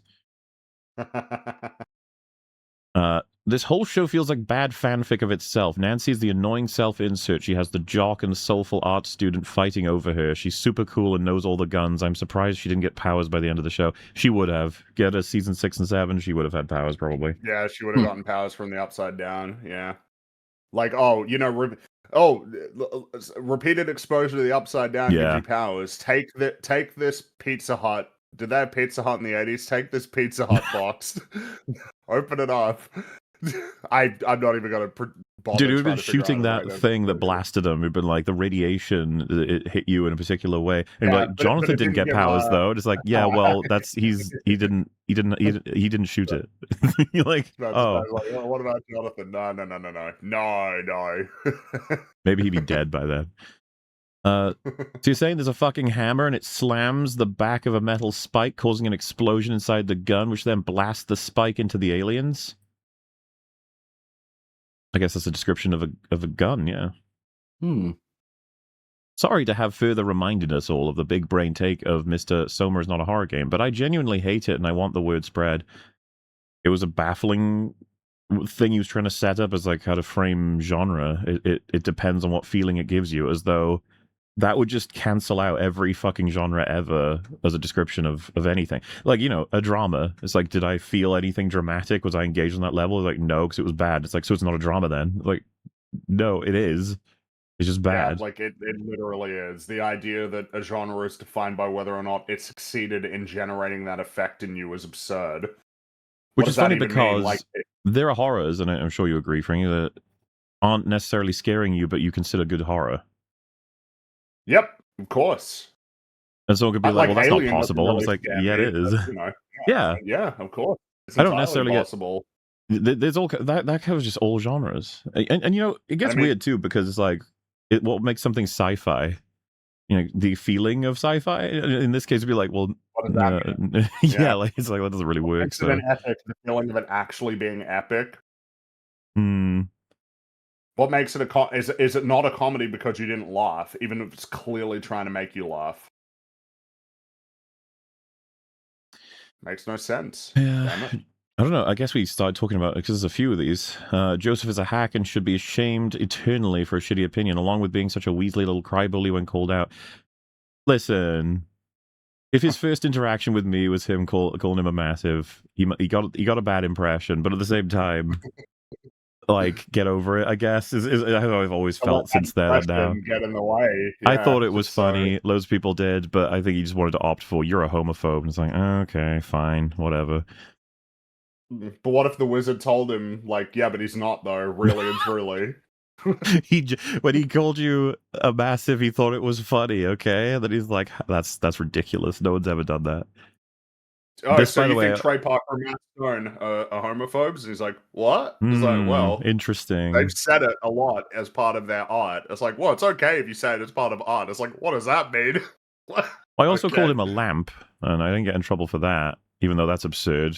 Yeah, even though that's, I mean, you're saying he's not even a human. You're dehumanizing yeah, him. true. Wow, JIJ, you're a super chan a lot today. I know, right? Anyway, Warhammer model of whenever. Wait, I will put that with the we'll do all of Warhammer at once. Presumably, we got a lot of Lego pieces as well, and we're collecting extinct animals and Pokemon. And, well, it's going to be a big old ride when we get there. Anyway, fuck Stranger Things. I didn't watch it. Probably won't. Netflix has to do something to the Duffers for turning their Iron Man of Netflix originals into a hollow, useless grave. Technically, their Iron Man for originals would be House of Cards. But Stranger Things is like their Avengers, I guess. If I'm tracking all of their originals, because it's an early one, but it's not the earliest that got like a lot of acclaim. But what's interesting about Stranger Things is I'm not really against saying you can watch season 1 and stop. It's a complete story with a little hook at the end for what may be. You can leave it like that. Because I like season 1.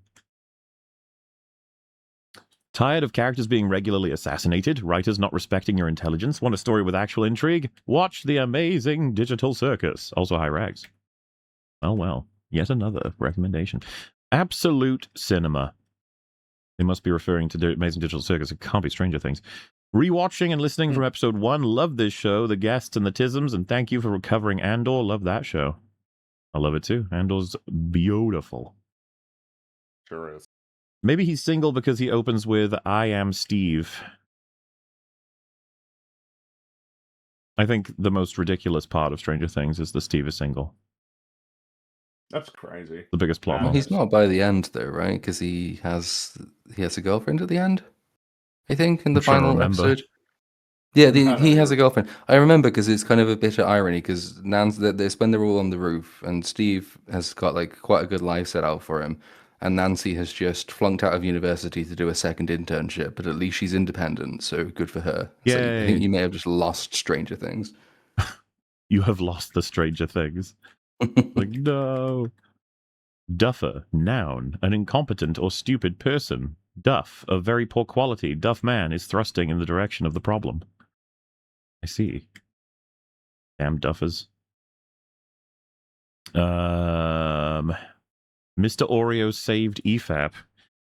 Well, I mean, you know, he's some would say that we brought him into hell, covering all the Stranger Things that way. But you know what? He was enthusiastic about it. As these super chats saying, Nicholas the goat saves BFAP huzzah. Oh, was this because he told us how to access the server change? Remember, because we couldn't find the option Singapore. anymore. Yeah. Remember they changed it, Fringy, and that upset everything. Yeah, it's terrifying. Hello. Was wondering if you guys would ever plan on doing an EFAP on The Witcher 3, a wonderful game that I feel deserves to be discussed in a similar sense to God of War Ragnarok. I've not played it, I'm afraid. No, I haven't played it, and I'm not very familiar with The Witcher as a series, so yeah, it wouldn't It's just, be. it's sort of how it goes on EFAP. If we need like connective pieces for all of us to be able to sort of throw something on, because some people will be like, oh, so coincidentally you all watched like Marvel and Star Wars stuff, and it's like, yeah, Yeah, like, Yeah. yeah. and yeah, But Mhm. meanwhile, there's loads of stuff we don't watch, like of big IPs that we just give a miss because none of us really are invested. And thus commences the Oreo's first rodeo in the editing dungeons. I don't know if he's been to the editing dungeons yet, but we've got a space for him. No worries. Smiling friends, let's make a Chris Chan reference. Stranger Things, let's make our whole last season a Chris Chan reference. The Dimensional Merge, now streaming on Netflix. Maybe there should be less Chris Chan references and things. Who can say? They should invent Nick the protein bar to counter Nick the Oreo. They should also invent good writers to counter the Duffer Brothers. Yeah, sounds like a plan. I have a 32:9 monitor, and when I play Lord of Ring on Steam, it narrows my view instead of widening it. No joke, Gollum looks like he's being crushed. That sounds funny. But that's the way to play it, I guess. Why would Mind Flayer ever need a physical body anyway? Both rat flesh form and Spiderzilla are way inferior to his invincible particle form, right? And he Yeah. has lieutenants to do his bidding for him. So it's like before Vecna, you could have made the argument, okay, well, to accomplish a lot of other stuff, maybe he needs to be physical, but once you've got Vecna, mind you, even then, because he takes puppets in season 3. Yeah, no, I think it's just a shit decision. Mm-hmm. Poll. Will we have finished Stranger Things Season 5 by Easter? Yes, I think. I'm sure. I think so. Drinker has a lot to answer for after his dispatch takes. Not surprised he was that naive about J.J. Abrams and Star Wars. I mean, what do you mean, answer for? He enjoyed it. It's just how it goes.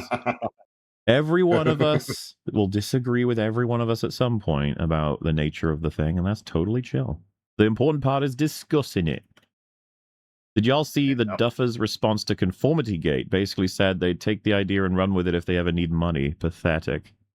Ooh, could you imagine if they announced, 10 like, years a later, lot of yeah. fans very aptly pointed out that there's a couple of things left uncompleted, and they were right. And we were always planning to do Stranger Things season... Well, I wonder if legally they'd be allowed to do, like, season 6, or if they would just call it something else. I don't know. I guess we'll find out. She's batshit insane. Oh, this would be the Conformity Gate lady, I think. What's more insane, this lady or her AI back wall? Oh, yeah, she had an AI background because there's a bunch of letters weren't correct. You're trying to imagine Will figuring out how to use that when he's shining lights on it. Joyce has to tell him where they will are. I want to check up on her. I want to see if, like, because a lot of these people, they go all in on these theories. And in her case, she passionately believed it. She wasn't just doing it for money. She wasn't grifting. She was just genuinely insane. And what she's saying now, I'm kind of interested to find that out. Follow up on her, see if she's okay. Yeah. You Do find you- out she hasn't uploaded since when was episode 9 supposed to come out? She's just disappeared. Mm-hmm. We fear the worst. Do you process? You keep using that word. I don't think you know what it means, or you think it means what you think it means. Reference that I butchered. Pascal's conformity gate. Schrodinger's season. The 2023 Hollywood strike delayed the production of season 5 of Stranger Things, along with all the other film and shows waiting to be filmed. Yeah, some damage was done with that, unfortunately. As per usual with any kind of writing strike. It's only a season if you interpret it as a season. Of course, another classic Quentin quote right there. They think the Duffers are Peter Griffin when his family just counted thousands of lottery tickets. Yeah, well, I'm sure Netflix think the Duffers like really know what they're doing, but you know they'll find out that isn't the case. Season 5 ending. Drink your Ovaltine. It's the themes, sure. Hypothetically, could Platoon fix her? If we talked about the crazy woman, no. No. I think she's beyond help. Ma'am, this is a Wendy's. Hey, if I worked at Wendy's, that would be very entertaining to hear, okay? Like, you go ahead. You talk about conformity gate. Holy shit, Rag. She's using the ancient EFAP fly catching technique Jenny used. Oh, now that's a deep cut. Much of her facts are AI generated. She probably had some help from ChatGPT trying to figure all this out. I feel like they know less about D&D after playing Baldur's Gate 3 somehow. I don't think they knew anything about it. No, they said they knew nothing about it. They had to sort of catch up on the fly. Yeah. That's why they skipped over a bunch of D&D bosses to get to Vecna. Yeah. And it's just, in retrospect, it's just it's kind of just sad, isn't it? Like you didn't care about any of it, and yet all the fans certainly did. I'm more of a nerd than this brick face, lol. We got some nerd cred wars going on here. We are the bucket masters. He will not divide us. Laugh my ass off. Get some. Oh, what? Oh, yeah, she was talking about buckets, right? You fall into one of two buckets as fans. We've got bucket milk here. Umberto Eco's novel Foucault's Pendulum is a brilliant and hilarious examination of conspiracy theories. Recommended. I wonder if it'll explain conformity gate. Hashtag release the fly. She must be Hassan's half-sister. Maybe. This reminds me of the indoctrination theory that went around after the Mass Effect 3 ending. People couldn't accept BioWare crap endings. God. Yeah. I don't even remember exactly what it was, but I do remember that. Yeah, the indoctrination theory to, like, dude, I don't remember, but it was because people couldn't accept that. No, Mass Effect 3's endings are pretty simple. Do you want blue explosion, red explosion, or green explosion? Which one do you want? Those are your three choices. And destroy the mass relays, thereby stranding everybody in whichever star system they're currently in, which means that on Earth, which is currently being destroyed by the Reapers, you've got just an entire fleet of disparate alien races stuck in a depleted planet. That's okay, because your crew landed on some random planet somewhere, and they're gonna start over or something, even though there's only, like... even though just, what does that even mean? They're gonna start over on this random planet. Also, you die no matter what. It's like, cool, nice ending. Ugh. Oh, and I remember because when they fixed the game, they added in an ending that obviously should have been there, which is, dude, fuck your choices. I'm not making any of your choices. Like, I'm not doing this, you know. And then the cycle continues. I remember Cole Moriarty like made the argument that it was absurd to demand that they fix the ending because that was like their artistic intent and you have to accept that. Like, this is the ending that they wanted. And it's not your place to demand that they change it to conform to what you want. That seems a bit That was a silly argument. Silly, yeah. I guess you could apply that to everything. It's always those arguments are always funny when that person is like, keep an eye on that person in future. Guarantee you they contradict that 100%. Well, just something that's a bit awkward is that you have to accept that people felt like they had been lied to. They were told that this was a series where all of the choices that they made would amount to something in the end. To be presented with a binary choice that is available to you no matter what choices you make throughout the game is something of a betrayal of that premise. It goes beyond just like, oh, well, this is their artistic intent, get over it, to like, oh, but that's not what they said that their artistic intent was when they sold me those games for $60. So at that point, you know, and of course, the fact that it's a video game means, well, you can change it, you can patch it in a way that is not really possible for movies or books. Like, you can change it to give people more choices, and they did, and they called it the director's cut. So that is the authoritative, you know, BioWare approved ending, which is still not good, but it's better than what the original was. I remember because I played the game for like 12 hours that day. I was so hyped for Mass Effect 3, and I played it for like 12 hours, and by the time that I got to the ending, it was like 1 a.m. and I just felt empty. So it's just like, I don't understand, like, what was that? What just happened? What is the fate of the galaxy and my crew?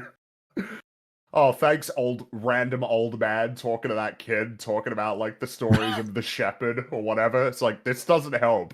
I don't understand what's happened. Why have you done this to me? Why have you betrayed me so? Tragic. I mean, it's still a good game, but you know. What's the best one? Is it 2? Well, I think the thing I've not actually played Mass Effect 1, and I know that people go to bat for its RPG mechanics as being like the best in that one. It's certainly not 3. But I can't speak for 1, so I guess for me it would be 2. Is there any chance that all of this mania actually memes an episode into existence? Not that it already exists, but Netflix and the Duffers cynically try to cash in on it like the Morbius re-release. Maybe, but not for a while. We'll have to see because they're going to experiment with Stranger Things, right, as an IP, where it can go, what it can do. And if they realize there's nothing, and then they're like, what about a season 6? What about a conformity gate season? And I can see the Duffers being like, we'll do it. A common cat parasite, Toxoplasma gondii, can infect humans and potentially alter personality, increase risk-taking and neuroticism. That's Cat Lady. That is what is the Cat Lady, right? Is that? Yeah, well, that's the theory anyway, so that's what it's born from. Well, increased risk-taking is good, right? Well, yeah, but neuroticism not so much. Yeah, that is not so great. We had a good thing, you son of a bitch. We were housing cows. Farewell and adieu to you, Singapore ladies. Yeah, we go into Singapore. It's all good. Everything's safe. Dude, we had a good thing, you stupid. Every single time this is funny. We had a good thing, you stupid son of a bitch. I start cackling. I am an intelligent person. I watch media literate YouTube channels and have deciphered the lottery. You EFAP peons cannot comprehend my 98 IQ level. Whoa. Pretty cool. And you're watching us, so that means that we're kind of 98 IQ at least as well. Stranger GP things. Oh, I get it. Like ChatGPT, but strange. Has this type of cope and denial ever happened with another show? Yes. Sherlock. I remember it well. It was specifically going to be another episode that was going to clear everything up and basically decanonize or recontextualize everything stupid. Unfortunately. That's a really funny, like, thought process, isn't it? You know, like, oh, no, there's a secret next part where it's all going to make sense. Nah. No. Fans wanted new Game of Thrones ending, but they didn't believe D&D was saving a surprise episode. Yeah, no, that's why it's a different beast, but at the same time, yes, it's not actually new, unfortunately. For all I know, Sherlock isn't even... there's probably an older example. It's probably happened before. Is there protein in the CGI's urine? Perhaps. Perhaps. Time for bed. See you next week for episodes 6 through 9. Oh-ho. Maybe. I don't know how many we actually got through in total at which time, but yes, agreed. Hey, military, fire works, protect the kids, credits. Fire does work really well, but you wouldn't know it on the military get attacked part of the episodes where they just fail miserably. There's precisely one moment when they remember that fire works, but then Vecna comes through, and for reasons, fire doesn't work on Vecna. Even though he's connected to the hive mind, and the hive mind shares pain, so he should be feeling it. Never the fuck mind. It's all done. It makes no sense. But yes, they should have remembered that fire was the thing. You're asking a lot. Steve's car was the saddest casualty of the season. No. To shreds, you say. And how is his wife? To shreds, you say. Great meme. Hey, Rags, which is the better Scooby-Doo movie? A Witch's Ghost or Zombie Island? The correct answer is always going to be Zombie Island, dude. That fucking movie is amazing, okay? As well as the theme. But then again, he might have a different answer. Fringy, best Mass Effect character, and why is it Liara? Oh, I think it's Garrus. But Liara's really cool. But yeah, Garrus is my favorite. And you can make the case for Morden. He was awesome, especially with his ending. Well, especially with the only ending I accept for that character. You know what I'm talking. You know what I'm talking about. No, it's Garrus. It's just he is dude. It's just he's just so cool. He's so cool. Oh, I missed him. I popped back in real quick to say Fratanga is watching Nikki's recent quartering video. Meanwhile, he was here earlier. Small world. Yeah. Ah. Not a barn, it's a cow house. It is indeed. A shilling for the Stranger Things conformometer.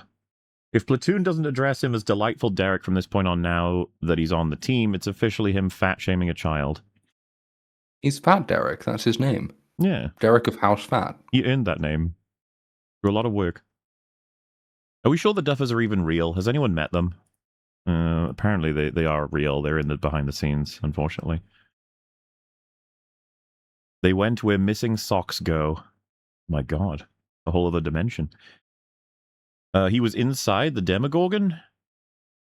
I don't think Fat Derek would get inside the Demogorgon. I don't think so. Secret Season 5 is Ted Wheeler and Derek's family.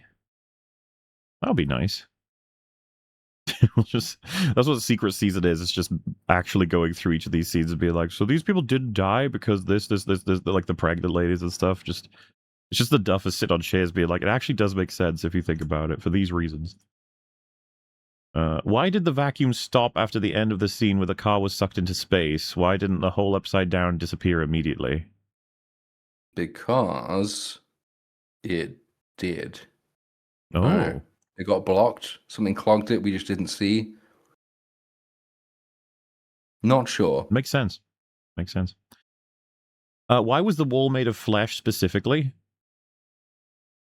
Because it looks cool. It looks cool. That's why. That's their reasoning. You can even, this is part of the documentary where they're trying to explain it to the actors.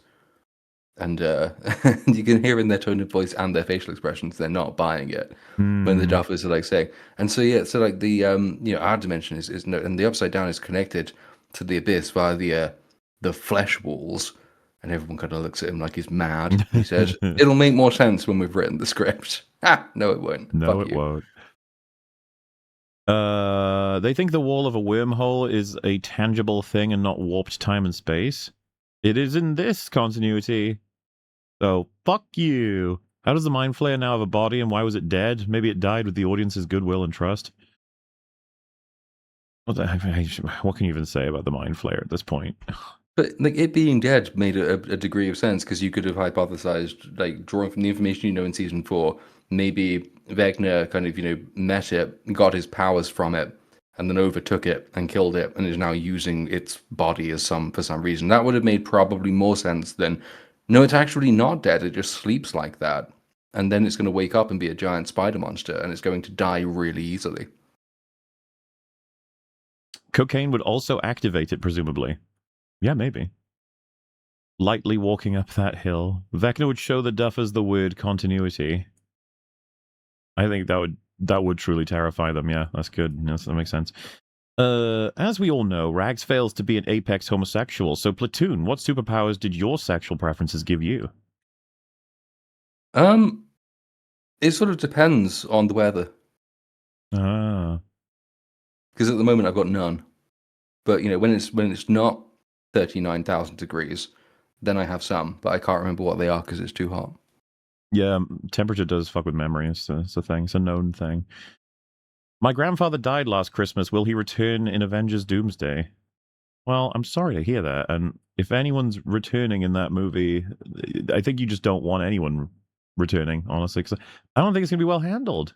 Whether fictional or other references. At this point, I just want Vader to show up. I think that's the step of combining Marvel and Star Wars. I just want him to do it. Give up already and do it.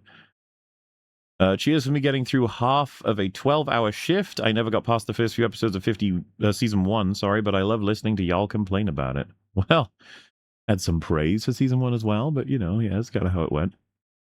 Darn. Another pre-recorded EFAP. Sigh. Maybe next week I'll catch them live. Hi, Rags. We were live the whole time and they didn't even know. Vecna is like Papa, and Mola is like Papa. Oh no. Friends don't lie. We made a deal, Cynic. I think this is because I said, we were hoping to get all of Season 5 wrapped in that stream, but we couldn't. Obama means family, and family means I don't like girls. Quite a quote. Where find the interview where Duffers cry about mean? Cry about mean? Oh, what? Where they cried about, the people were being mean to them? Like that they couldn't handle how much people were criticizing the show or something? Is that a thing? Why am I blanking on that? Not that I remember. I mean, they talked about how they shouldn't have done all the interviews that they did. Oh yes, that's what I was thinking about. Yeah, because their equivalent of Dan and Dave's "I forgot" was one of the Duffers says, "I was losing my mind. I had the flu." And it's like, no, you just didn't know what your own story was, mate. That's the problem. Yeah, we got reasoning. We got loads of reasoning for why they did everything. They'll get scrutinized heavily. And it's like, yeah, guys, I wonder why that is.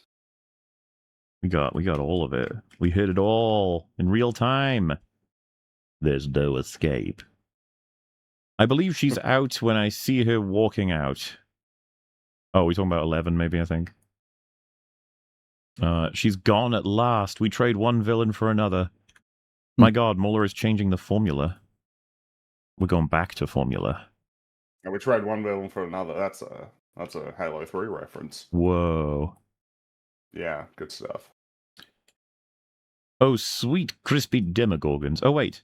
Damn. Well, I haven't watched any Stranger Things. Looks like I made a great choice, just like with Game of Thrones. Anywho, wanted to know favorite Megabonk character to play. Oh, it's been a while since I've actually played Megabonk now, but I very much did enjoy it. I kind of like a whole bunch of them. One of my favorites was the, I forget the name of him, but the guy who just flexes and has the aura around him. He's kind of the equivalent of the Garlic Man from Vampire Survivors for me. But to an extent, it's fun to play them all in terms of leaning into the benefits. But yeah, I kind of liked him. I like the vampire dude. So, those be the preferences, I think, from memory anyway. Irags? Oh, not here. Fellow film critic Mr. Oreo. Yes, well-known, well-respected film critic. If you like Garth Marenghi's Dark Place, watch Danger 5. Fair enough. Say hi to Ragu. Will do. The Oreo is on 4 times in a row. I think I know what that means. It was all Stranger Things. He was on for the boys stuff too, I'm afraid. That's just how it goes. Mola, please use your très magnifique French accent to read a few super chats. Springy can make a name for himself by helping in Cajun. Rags 2 is Kermit. Platoon, please translate for your Franco-Frogophonic co-hosts. Wait, I translate what now? I don't even really know. You have to translate something for your Franco-Frogophonic co-hosts. But they want. But you have to read them in French, and Fringy has to speak in Cajun. Oh. Do you do that and then I translate? I'm confused. Okay, well, we got the first question is, what is your least favorite episode each? So least favorite, but Stranger Things, I guess. And so I need to reply like Gambit. I guess. I don't even know what a Cajun accent is really. I don't know. I don't actually know what my least favorite episode of Stranger Things is, but woo, I'm about to make a name for myself here. What is the worst episode? I don't even know. I don't. There was too many. Yeah. I mean, I do think that the coming out episode, just because of like how much it kills pace and how laughable it is one of the worst episodes of the season. But then there's so many other things that are just as bad. No, I don't actually think it's possible to answer that question. There are so many shit ones. Like the end. The end is terrible. It's one of the worst finales of all time. Why would he need 12 kids and not 11 kids? I don't think they really thought that through. Like, why the number? Well, no, and it was just, I think in the end it was, well, there are 12 numbers on a clock. And I said, I well, saw people talking why about is that that, but like, important? it didn't even feel like that played into it that much itself. The ticking and the grandfather clock and stuff didn't seem to make it into season 5 that much. It did. I mean, it's there just as an art. It becomes like Vecna's, almost like his entrance theme as opposed to an actual story thing. So like when he has this scene with when he's got the 12 kids and like first connects them together, and it's the end of that episode, and it fades to black, and you hear the clock ticking. Yeah, and it's like, is this supposed to mean something symbolically, or is it literally just, oh my goodness, the clock is ticking? But it doesn't answer why he needs 12 kids. But then it gets even more fucked because he loses one of them, right? He loses Fat Derek, but then he captures Will, and Will is already one of his vessels because that's what he was used as before. But then rather than just putting Will into the mind fuckery prison, he's like, no, I'm going to use you to locate Max in hospital because I couldn't figure that one out for myself. It's just, they're just making it up as they go along. It's insane. If you were on Minecraft Row awaiting your Minecrafting, what would your final meal be? Ploots, no need to answer. We'll cook you up a nice steak. My final meal. I don't know, honestly. What if I order like a buffet and I have something from all over the world and I could just... I don't know. I don't think that's in the... And also, I'm pretty sure a lot of places have like a price limit. I think like I remember watching a YouTube video that said like that some states, you know, the max cost is $25. Oh. Your last meal. Well, because I think it's because people get things that were like extravagant, so they had to impose like, nah, sorry, man, $25 is the ceiling. Which is funny because if it was $25, it's like, dude, that's like not, you won't get anything particularly interesting for $25 as a meal, you know? Yeah, I'd want to get something crazy luxurious and maybe a bit different than I've had before as well. I don't know. I don't know. I don't know, actually, yeah. I'm not sure what I would want.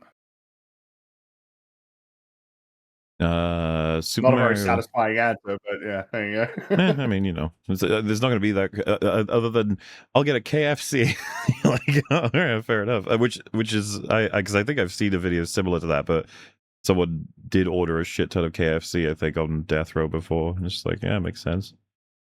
You know, have fun with your last meal. Have some McDonald's. They could use that in their marketing. Super Mario 64 Co-op Deluxe is perfection, unless I'm reading the SM wrongly. Perhaps you 4 EFAP chaps could play it together? Maybe someday, I don't know. You each have to pick one Guido to play as between the Mario and Wario Bros. How would you divvy it up? Mole is probably Waluigi, no copies. Yeah, I'd happily be Waluigi, he's funny. Fringy, would you be Yoshi? Yeah, probably. Oh, damn it, that was my choice.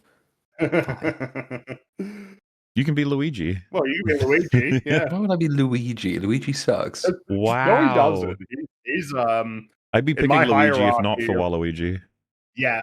Well, it's funny. Yeah, because my hierarchy of Mario characters, Luigi usually slots at number 2. No, damn. I really like Luigi. And then Shy Guy would be coming in at 3rd place, fighting him for 2nd place. Shy Guy is pretty cool. He's fun. I love the sounds he makes. which is funny That's what he because sounds I like. think my Right. favorite is Boo.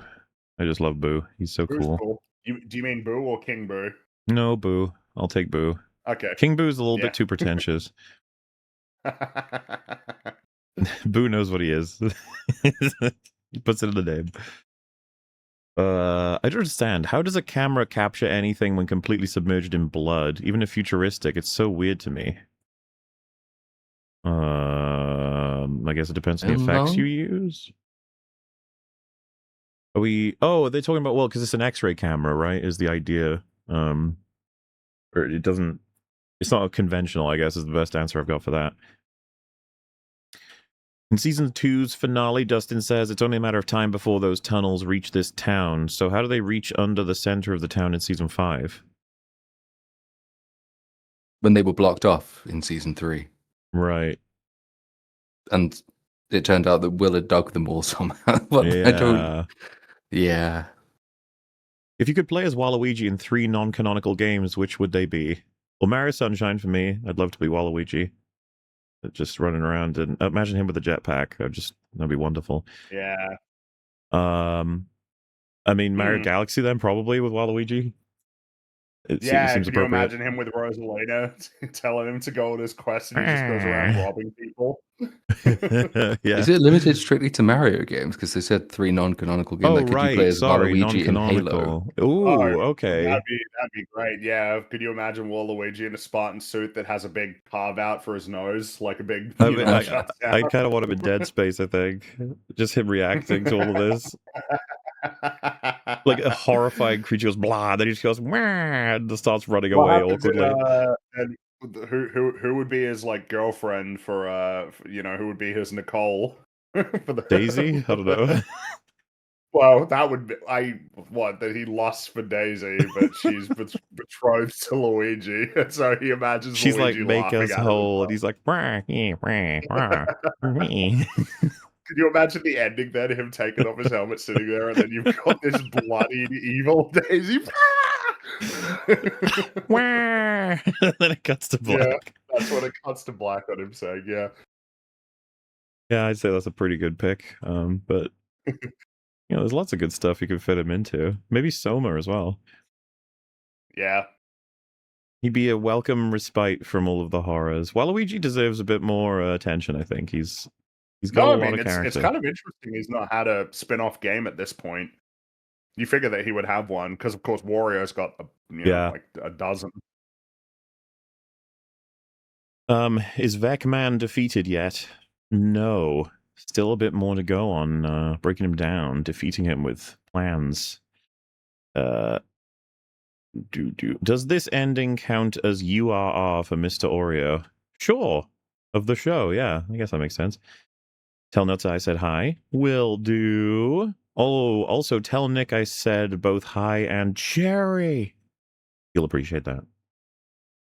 With Filoni now in charge of Lucasfilm, get ready for every new project to feature Ahsoka and a minimum of 3 Glup Shadows from older Filoni projects. Which is funny because How did you anticipate the Mandalorian and Grogu in that way? How many Glup Shadows do you get in Mando? You got Rota, Enbo, and Zeb. Yeah, that's a really solid, because you wouldn't really count the twins. That's not really fair, but the other 3 definitely count. Tell Fringy I said gobble gobble goo. That's good. I'm glad that you said gobble gobble goo. That's funny. How do you love a part of yourself that makes you worse than everyone else? Find the answer to this question in Amazing Digital Circuits, also High Rags. Okay. Well, there you go. Every time I see number 2, all I hear is the ATHF Hypnogerm file cabinet yell, cough YS at 11, edited for YouTube. I don't know what the fuck any of that means. No. I'm going to give it a thumbs up, though. I raised the thumb. I just watched episode 253 where Platoon admitted to never having seen Wally. Has this been remedied yet? No, but it will be. Still not in full. Not yet. Listen, we've been very busy, okay? Nancy Wheeler grew up to be a gunslinging anti-mask supporter outside your local Walmart. L, bozo. Good for her. 11 definitely has a face for radio in all of her scenes. I mean, But she doesn't look that retarded in other things that she does. That's the weird thing about her in this season particularly. She just looks awful. I like how in season 3 she speaks relatively like a normal person, then by season 5 her vocabulary turns into a vegetative state. This probably is again about 11, I think. Mum watched season 5. I asked her what she thought. She said, I was annoyed when they had no agency, like a portal that's going to close is there and they're talking and they're going to run through it when they get close to the portal. I mean, like, pacing is off with urgency on like every scene the further along you get. Nobody acts normally, I guess because everything's a green screen and stuff, but, you know, among other problems. Also, I wish you Dumbos had some urgency to play DDLC, but I guess the writers of IRL can't always deliver. Well, a redraft of the script is in order. Perhaps Jeebus will do that. Maybe Steve's actor came up with the argument, since the actors seem to always pay more attention than the writers. Most of the good stuff you ever find is very likely not the Duffers. It's come from someone else. And it was lucky to have found out even pieces of what belongs to other people in terms of credit. Finished Fellowship last night. 2 Towers right now. Return tomorrow. It's been an experience watching in the theaters. Hell yeah. You keep at it. It's good stuff. Yo. Hello, all my Ewoks. Tony checking in again. I made it through EFAP 300 on my 1-year anniversary of starting from EFAP 1. It's been an anniversary stream every 2 months this year. Anyways, guys, still catching up. Hope you have fun. Can't wait for the Stranger Things appendices full of off-screen events and interview answers. It'll be cool. As cool as the Silmarillion appendices for sure. I think it'll just be depressing. The documentary. I mean, I still can't believe they released that. Yeah. That's crazy. They released it and they thought that these behind-the-scenes clips of them talking about the movie would make people think they were fucking geniuses. Yeah. They thought that. Yeah. They thought it made them look good. Didn't they have that fucking interview clip with Ross Duffer who says, and they talk about killing people off, but you know, that just gets depressing. Oh my god. Ugh. And then that inspired Eric Kripke, another, hack in kind, to be like, yeah, we get rid of our characters. We're getting rid of all the characters that you all knew were going to die all along. And Frenchie, I guess. Yep. Episode 7 is going to take months. Was it 8 total? Yes. Yeah. 7. Yeah. I'm trying to think what happens in 7 compared to... I mean, it's all insane, wacky nonsense when you get to a point, you know? Rip Steve's car, helpful and abused as Steve was. Sad. I know it's bullshit point 9876 for the show, but if the Upside Down didn't exist before exotic matter was used to create the wormhole, meaning it had to be opened in real Hawkins, why isn't it still there? I don't know what they were thinking of with any of that. So 11 creates the Upside Down in season 1, but in season 5 there is a big glowing orb of death called exotic matter, which Brenner may or may not have made himself in the Upside. That's what creates the portal that links to the Abyss, I think is how that's supposed to work. But then they say that the Abyss always existed, though, because the reason 11 couldn't find anyone from her bath is because characters were there and not in the Upside Down, and she has limited range, even though she's earlier detected creatures in the Abyss. I don't fucking know. Yeah. Well, I'm glad we've got that all sorted. You know? Criticism of the day, your take on Atlas. Self-explanatory, really. Well, I mean, you can't just say that you don't like my opinion and that's criticism. Like that's you got to do better than that. That's more like statement of the day. Yeah, well, I mean, you know what? Criticism of the forever for you. Your criticisms of the day have been lacking, man. You know, they're just not very good. You got to work on them, okay? You gotta. Well, why even call it like criticism? Why not just like say what you think? Because he wants to waste 6 characters for some reason. It's like, you could get more space if you don't do that. And you know what else? Not cool to be plagiarizing your criticism, all right? That's an old one that plenty of people delivered at the time. You gotta get more inventive. How long ago was it that you watched Atlas? I mean, fucking, how many years ago was that? We're talking, is that year 3? That was at least 5 years ago, right? So yeah. year 3 would be about that. So yeah.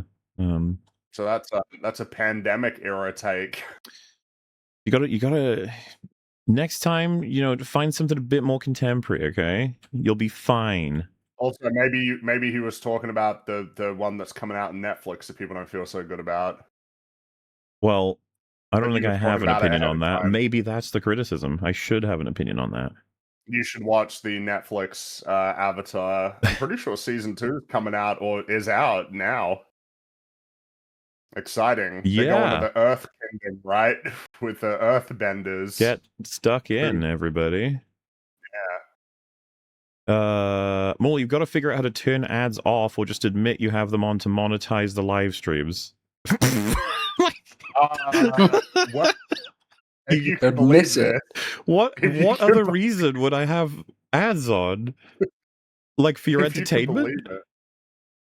I hope You the need ad. to admit that Well, this is our job. so yeah, if there is a chance that people don't know this, so the ads keep the lights on broadly, along with obviously super chats help as well. But like AdSense for all these shows, this is how we all get paid.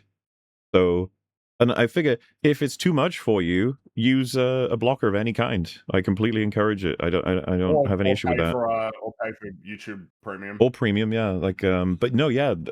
All YouTubers, as far as I'm aware, there's a few exceptions. They will leave AdSense on because it's extremely helpful to keeping the show going. But if you find it's ruining your experience, you can do several different things to get rid of it. But no, I find that so bizarre. Like you have to admit that it's for monetization. It's like, yeah, there's actually no What other other reason I would have what them other on. reason is it? Internet memes. mentality. It's like, wait, why aren't you working for my entertainment for free? Like, well, because it's a job. Do And- you work at your job for free? But it is still for free. They can do whatever. And it is for free, yeah. Like that's the hilarious part. It is free. You don't have to pay anything. And they follow. I wouldn't be So- mad if you have them on purpose. You've got a right to monetize. What? Okay. Well What is done. the point of this? I don't know. buddy. What is the point of this message? It feels like you figured it out. So their explanation, at least they think, is that it's on by accident. I didn't know, but I did know, and it's. I've also got it on the lowest settings, so I don't know what I'm supposed to do. Yeah, that's right. So it doesn't get any better than this, other than zero money, which I'd say is a slightly unreasonable request. Yeah, I mean, hey, can you just not make money? we're trying But then to again, keep the show going still. The super kind of seems to recognize that that's the case and then chill with it. So I don't even really understand the point of this message. It's very confusing. And it's followed up with someone saying ad tax. So I assume they're saying they don't have the ads and instead would give a super chat, which is totally fine if that's what you want to do. Appreciate it. How the hell did you guys get away with 3 pre-recorded episodes in a row? Also high rags. I don't know how we do it, but we do it. On better stories, I've been experiencing God of War's story, mostly the Norse games, every winter since Ragnarok's release. It has some real wisdom and it gets me rather emotional. Has Platoon experienced it yet? I assume not. No, I've not played a single God of War game. Maybe we'll remedy that someday. Who can say? Hello, Massives. Thanks for reading out my Joyce doesn't give two shits about Jonathan's comment. Fringy, a term for when male characters get their agency sapped by female character. Go to the OG, a Loki or Sylvie. Oh, they're saying... what, like looking for like a name, like a name for this as a trope, like the fridging trope. Yeah, like in the case of you have the female version of a character's, and then they take a spotlight. Yeah, the Loki Sylvie one is just kind of a great distillation of it. Here is a new, just better version of him, but a girl. Yeah. Yeah, boy, it's the cum room. But in all seriousness, I could not take this scene seriously. Season 5 had me in a brain dead state, but all I could think of when watching this scene is, they're gonna die in the cum room. Love the cum room. It's so fucking... room. Why would you do this? And then the behind the scenes stuff of how difficult it was to do. Yeah. And the abiding question is just, then why did you do it? Well, what when was they the saying point? like they think this is gonna be crazy popular and like blow people's minds as a scene. They said, stuff. I think this is going to be one of the most memorable things in the season. And they're correct, it was. It's a cum room. The cum room. But I do love that Sean Levy used as an opportunity to talk about how great of a director he is at solving problems on the fly. Yeah. And then his solving problems on the fly was just saying, Yeah, we're just gonna have to do this in post. We're gonna have to. We're just. How it goes. For EFAP 400, you guys should do a segment where you go through who, where, and how all the useless Stranger Things characters should have died. No, I don't want to do that. No, never again. We're done with Stranger Things. We never have to return. Unless they make a season 6, which would be hilarious. In Between the Two Towers and Return of the King, finally got to see them in theaters. Awesome. Early night for me. I look forward to watching the inevitable conclusion of the Stranger Things arc in the morning. More Peepo Sus. Thanks, guys. Ah, yes, the Peepo Sus emote is beautiful. And we did get through it all. We completed our mission. Imagine if one of the soldiers told them to run. We don't do intelligent things ever in Stranger Things, all right? You got to do it so that it leads to the most spectacle. And then sometimes not even that. Demo dogs. Oh no, quick, get some Three Musketeers. Oh, the fucking hospital demo dog thing. That shit was so bad. It's the third stream in a row about Stranger Things that syncs up with me puking constantly. Note that all other days of the week have gone by peacefully. I beg of you, don't make a stream about the behind the scenes. I'm so sorry. Let's go. I think this person was more enthusiastic about these streams. A shilling for the foreigner objects gauge thingy. Foreigner objects. I see what you did there. Mistakes can make movies charming, like all of the goofs in Evil Dead. However, when you have $400 million, I'd say you have a greater responsibility. To an extent, it's like, where did all that money go? And you're like, well, listen, they had to make a cum room, okay? It was difficult. You guys going to cover season 2 of Fallout? No. That show is an abomination, and as far as I'm aware, people hated season 2 more than 1, who did hate 1, of course. I imagine that 3 will be hated even more again, because they can't rely on being a new novel thing. They have to actually have story. Man, this show is cancer. I hope you guys get to watch a film you like after this. I suggest a deep dive into Terminator 1 or 2, because there are only 2. I agree, but 3 I can tolerate, okay? I can tolerate it. All right. About Salvation. Yeah. That one I'm less in favor of, not because I think it's probably the better film than 3, it may be, but the way that it screws with continuity annoys me more, I think. The whole like human Terminator hybrid that was early in design. I remember being like, no. Yeah. Mm-hmm. Vecna told me I have cancer, god damn it. Oh. Though 3 shouldn't be forgiven for killing Sarah Connor with cancer. That was mean. And yet still not the worst thing they did to her in one of these movies. Lol, the 8-hour rule lasted all of what? 2 weeks? What do you mean 8-hour rule? Is it what 8 hour? I thought it was like a 4-ish hour rule we're trying to bring in on EFAP, not an 8-hour. 8-hour episodes plus this one was like 11, I think, plus another hour on top because we did the Kathleen Kennedy stuff, so you know, craziness. Watch the Duffers create another unexplained dimension for the new series. Well, yeah, that is what they did, right? It was the Abyss, I think it was called, above the Upside Down. Yeah, that was the new one. I mean, they would lie to you and tell you that they intended it right from the beginning, but they didn't, and we know they didn't because they went and George Lucas the ending of season 2. I think is that the one where you see the mind flare above the school. I think I'm getting this one right. It might be the end of season 1. There's a bit where like the first time you see it and it's like all forky red lightning, but then they've clearly decided that the abyss needs to be yellow, and then they went back and changed that to yellow to make it seem like it was in the abyss. Or they've done something like that, which kind of you can date the moment they decided that the abyss was a thing. It was not the plan from the beginning. Obviously. Yeah. And why did they have to be that age group? Why not grab some dementia patients if he's looking for weak minds? I don't know.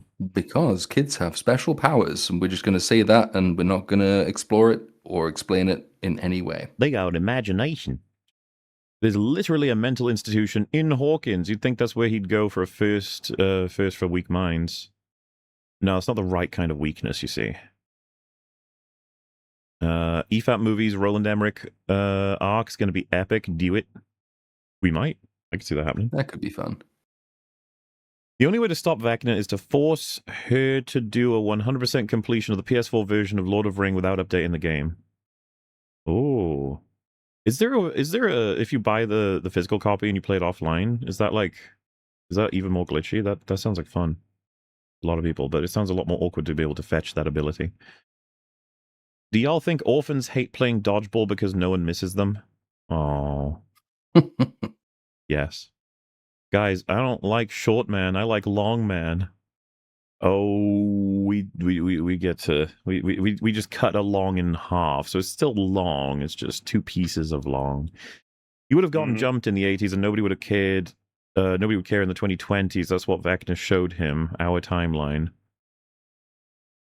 Oh, this is about have we gotten to the gay scene, I think. Mike would select the give head option in Call. Do you remember that meme? Give head. They never have the balls to have anyone disapprove of Will, even a little, even of his timing. No one even needs time to process it. No, of course. It's an angle that they were never going to be willing to ever portray. Even though they could probably use that to better make some points about the things they're trying to get points for. Instead, it's just but they're not interested. It's because I mean it is an example of the Duffer Brothers. They're like, it's better if it's just everybody's super happy and immediately on board with it, compared to like the unfortunate reality of the situation, especially in the 80s, which is there's probably a few people in that room who really don't like it. And it's actually worthwhile for your art to reflect that, because it makes it more useful to real human beings. You know, like what if I imagine, what would the Duffer Brothers think if they're like, someone watched that scene and assumed that they would be in a situation where if they, oh god damn it, my alarm's going, it's so early, my alarm is going off. If somebody watched that scene and they're like, I'm gonna come out, and then they did, and it went really badly for them. Like it alienated them, it caused problems for them. Like, I wonder what the Duffer Brothers would think about that. Nothing. They didn't think about it in the first place. I mean, they even had it where, so obviously Vecna connects to Will again, and then off screen, because Will recounts this experience, and he says, Vecna showed me like these terrible things, the worst things that could ever possibly happen if I did this. And the worst thing that apparently Vecna showed him was that, oh yeah, we just grow up and grow apart, I guess, vaguely. So like, even the villain who's trying to traumatize this kid into not doing this cannot imagine the state of affairs in which there are any negative consequences beyond just growing up. It's so lame. Horrifying. You know, if art imitates life, or it should do that to some extent, then I don't know, man. For your art to be useful, it needs to speak to reality, and what you created is like fanciful. It's not real, and it's not useful to people. And I don't know that it would be of any consolation to anybody who was in a situation where they're like, oh, cool, bro, but like in my circumstance, it wouldn't go that well. You know, like it's just bullshit, really. Half this season has just raised one question. Can't I just be watching live action One Piece? You can. You can indeed do that. This is my second favorite way to defeat Vecna. Who are the kids stalling? Let's defeat Vecna now. Why is it? Someone called him Velma. The sooner the Stranger Things squad defeat Velma, the better. Can the Stranger Things squad please kill Vagina now? I think these are good names. The soldiers are cool, but please defeat Vincent now. Why does the thumbnail say Hitler dead? Oh. That's the meme for, I think, in the you know, the newspaper Hitler dead like meme is when it's like announcing the departure of certain hated media people like Kathleen Kennedy. People post that instead. I think I saw a tweet that had it, and I thought it was hilarious. Though the reality is, folks, you should never have expected that would make Star Wars any better. Nope. I think there's going to be a bit of a thought as time goes on about exactly what Kathleen Kennedy's role was, because Andor's always the one that stands out as like, how did she allow something really good to happen then? And it's not to say that she's in any way talented. It's more of a just what exactly was she even doing there? Saying yes to things. Yeah. Seemingly. Oh, you cut away before we defeat Vamilia Perez. Why must you turn this into a stream of lies? Oh, maybe this is where we split it in half. That's That movie like existed, and it had like a real shot at taking home like the biggest prize of all at the Academy Awards. Yeah. It's a very funny movie. Yeah. All I know is that But, song, that horrible, horrible What song. yeah. From penis to vagina. What the It's fuck? Well, and also that like lots of people in Mexico like despise that movie. Yeah. Well, rightly so, because there are no Mexicans in it. It's set in Mexico. There are And it no was shot in Mexicans, France, and the right? director explained this as saying there was a lack of local talent in all of Mexico. Man, that's why would you there was a lack of local sorry. Yes. I mean, for added None of- context, the director is French, so you know Yeah. there are certain It wasn't attitudes. shot in France. It wasn't shot in Mexico either, was it? I think it was. A lot of it was shot in Mexico. Oh, was it? Okay. I think so. I don't know why, but I feel like I heard that it definitely wasn't. Now I need to know. Let's find out. Not that it actually matters that much. Oh, but, was that no? I mean, Maybe that was the reason. No, it wasn't shot in Mexico because of the lack of local talent. That might have been the reason. It's just apparently, yeah, it was originally meant to be shot on location in Mexico, but it was moved to a studio near Paris. That's the and one. that was in accordance with the wishes of the director. The interior scenes included a reconstruction of an authentic Mexican backdrop. Yeah, so it was shot in France. There you go. It feels like forever ago when you last talked about Stranger Things. It's been ages. Welcome back after all these years. Of course. Wait, so we get to defeat Vivian or no? We nearly defeat Vivian, I think, at this point. How far into the episode do we defeat Victoria? Let's say an hour, maybe 2. If they could fit Walt's entire ego into New Mexico, certainly the Duffer Brothers could fit the Mind Flayer in there too. Clearly not. Nope.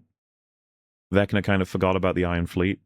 The prior super chat spelled Velma's name wrong. True. Steve took her V card, so he wins by default. Oh, we're at that scene, are we? They should have stuck to the eldritch horror of the first few seasons. Well, it makes no difference. Season 1, but you know, like yeah. they can't handle any of it anyway. I genuinely want to know, how do we save Star Wars at this point? Wait for a George buyback? Pray to glup shito? I'm tired, boss. So tired. There's no way George is buying it back. That's not going to happen. No, he's too old to begin the training again. First step towards saving it, you got to get rid of Filoni. He can't be a part of it. So we're fucked for a long time, I'm afraid. There's nothing reasonable in terms of how it could be saved right now. Maybe if Starfighter comes out and bombs, then Filoni would have kicked off with 2 bad movies, and he might get a third. And then if it bombs again, they might say, right, look, we burned so many years keeping Kathleen Kennedy in charge long after her time should have ended. We're not going to make that mistake again. They might try and course correct more quickly with Filoni. But it's still, we're talking years, and that's just getting rid of a problem. It's not actually fixing or doing anything positive to restore what was broken. Well, and there's this horrible idea that we'll eventually find out that they take Favreau on as the new creative head, and he says, like, I'm not going to be making any of it, but I will be, the Kathleen Kennedy position. You'd be like, oh, God.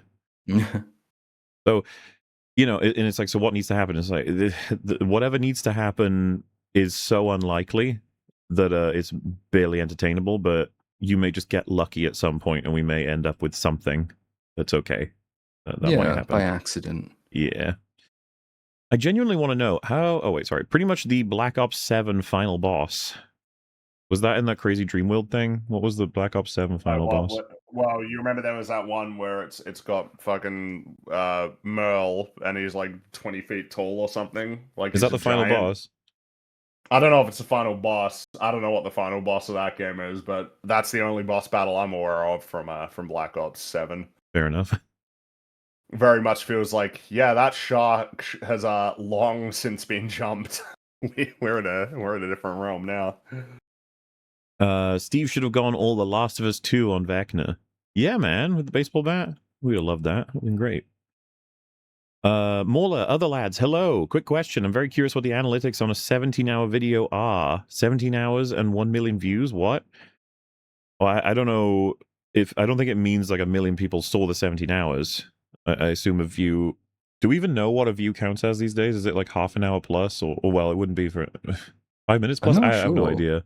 I don't know if it's Because they percentage keep based either. qualifying it down. You have to, because some places will, like streaming services will count it as just 30 seconds.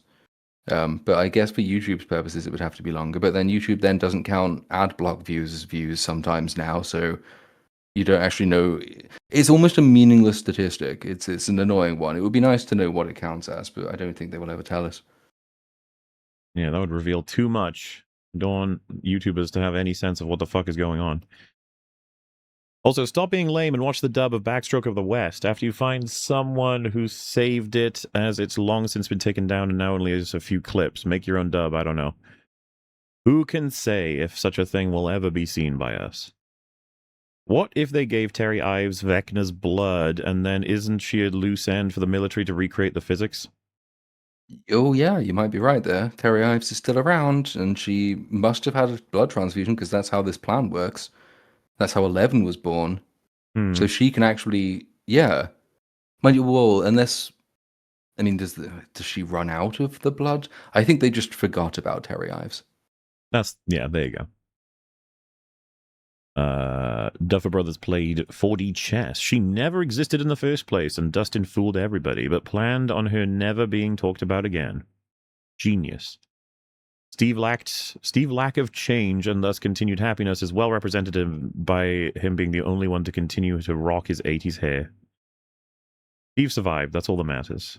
Though they did bait his death pretty hard. Fringy, I'm disappointed. Oh, about what? I don't know. Maybe the show. That's probably it. Yeah, no, it is disappointing. Have you seen the Monsters Inc. sequel series Monsters at Work? I saw season 1 and it sucked. Barely any Sully and Mike, and laughing is not greater than scaring. What, in the show? Iraqs. Well, I'm watching that show, no, but... Well, no, I haven't seen it, and I don't plan to see it either. But laughing is canonically 5 times more, way energy more than effective, yeah. screams. Yeah. And it gives other monsters a chance to work their magic, you know? Also, can we get a Pixar arc soon? That'd be nice. Maybe. You got Toy Story 5. There you go. Story, yeah. I'm excited we for this. talked about 1 and 2. We did. Good. And 3 and 4. And we got a video on 4. Look at that. That's all you need. I'm excited for the spin-off series Weirder Stuff. Yeah, sure. I think everyone is. These guys have the egos the size of the sun. Now I understand why they spend 12 hours on one scene. I don't know if you're talking about the Duffers or us, but that's just the fun of messages, I suppose. Did the Stranger Things squad defeat Wilson yet? You can only hope. Never mind, seems the Stranger squad defeated Wilma. I'd just like to voice my support for some limited EFAP coverage of a few favorite Simpsons episodes, at least for Rag's sake. Who knows what the future may hold on that front as well. Biorio went real quiet when Sean Levy came up. It's a horrible realization for a lot of people when they very much enjoy some of the stuff that he's made, because they're like, oh, he did that, but he's that. And it's like, listen, it makes sense when you think about it, okay? He doesn't have... he doesn't express himself conventionally. You guys heard John Reddit himself made a video. I think this might be about that Reddit mod guy. That was very funny. Lorne Chevy. Compare this to Peter Jackson's funny little ramblings that have been playing before the 25th anniversary re-releases of Lord of the Rings. You can feel his fondness for the craft and his memories of the project. Well, that's a masterclass, Lord of the Rings. A lot of people cite it's both the, execution and the production behind the scenes for, how to do everything at this point, basically. Stuckman's favorite movies are usually top 10 best films of all time searches, and someone insulted him in the past with this statement. Everything about Stuckman is passionless and conventional, so it's not a surprise, really. Yeah, you get the sense he has the opinions he thinks a good film critic is supposed to have. So when we went through those entries from his book, and it's like, he didn't really seem to understand any of the movies that he's put in his book.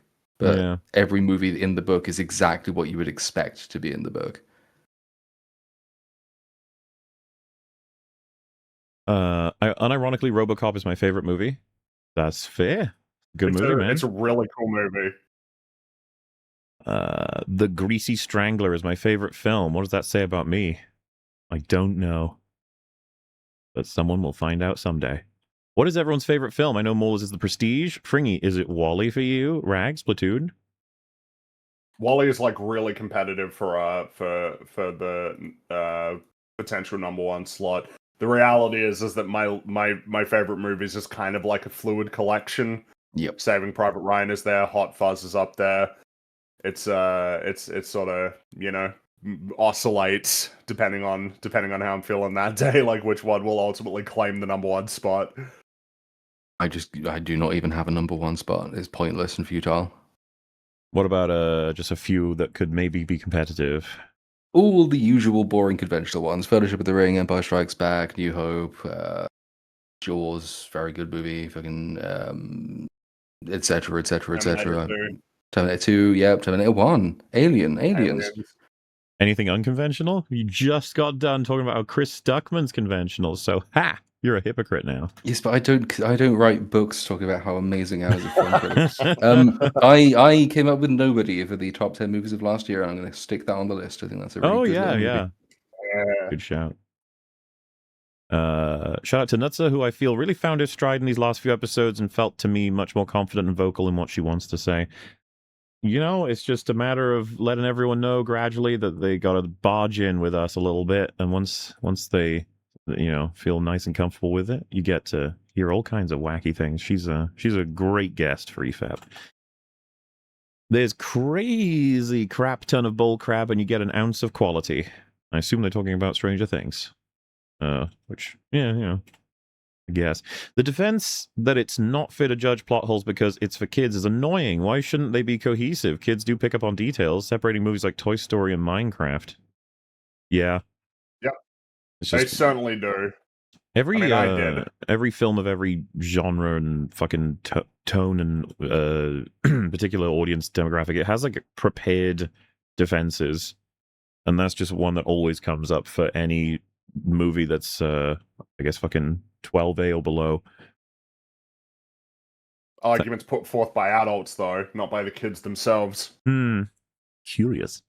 Thanks for the long fap, you mad lads and lass. No problem. Would Vigma die from playing Merton Prime 4? I think he might like it because it's awful and he's awful. That's how I connect these things. I literally just watched the entire extended Two Towers in cinema, and you guys are still here. Fucking legendary. To be fair, I know that sounds like it's crazy, but I mean, what is that? 4 hours? I think like around then. Which, you know, that makes sense. We would still be here. Make man long again. That was a particularly long stream, though, so you're all good on that front. Which I suppose takes us to our Pokemans, the Pokemon entries. So the first one is 368, which, as far as I can see here, is described as a Gorbis, which, what a name. The South Sea Pokemon introduced in Generation 3 is a pure water-type Pokemon. While it has an elegant pink mermaid-like appearance, its Pokedex entries reveal a cruel nature. It uses its thin, pointed mouth to insert into prey and drain their bodily fluids. Oh, so like an underwater mosquito. And it's called It Gorbis. looks like it's complaining to HR. Yeah. That face and that look. A bit deceptive in terms of like, this is the most horrifying thing in the ocean potentially. Well, I think I'm thinking that because of the name Gorbis, you know? You just expect something a bit more aggressive. Well, yeah, maybe. The fact that you've got gore in the name. Yes. Then we have 369 Relicanth, a dual-type water-rock Pokemon first introduced in Generation 3, known as the Longevity Pokemon. It is famously based on the real-world Coelacanth, a prehistoric fish once thought to be extinct. And here he is. Oh. He looks like he's sleeping. Yeah, he looks chill.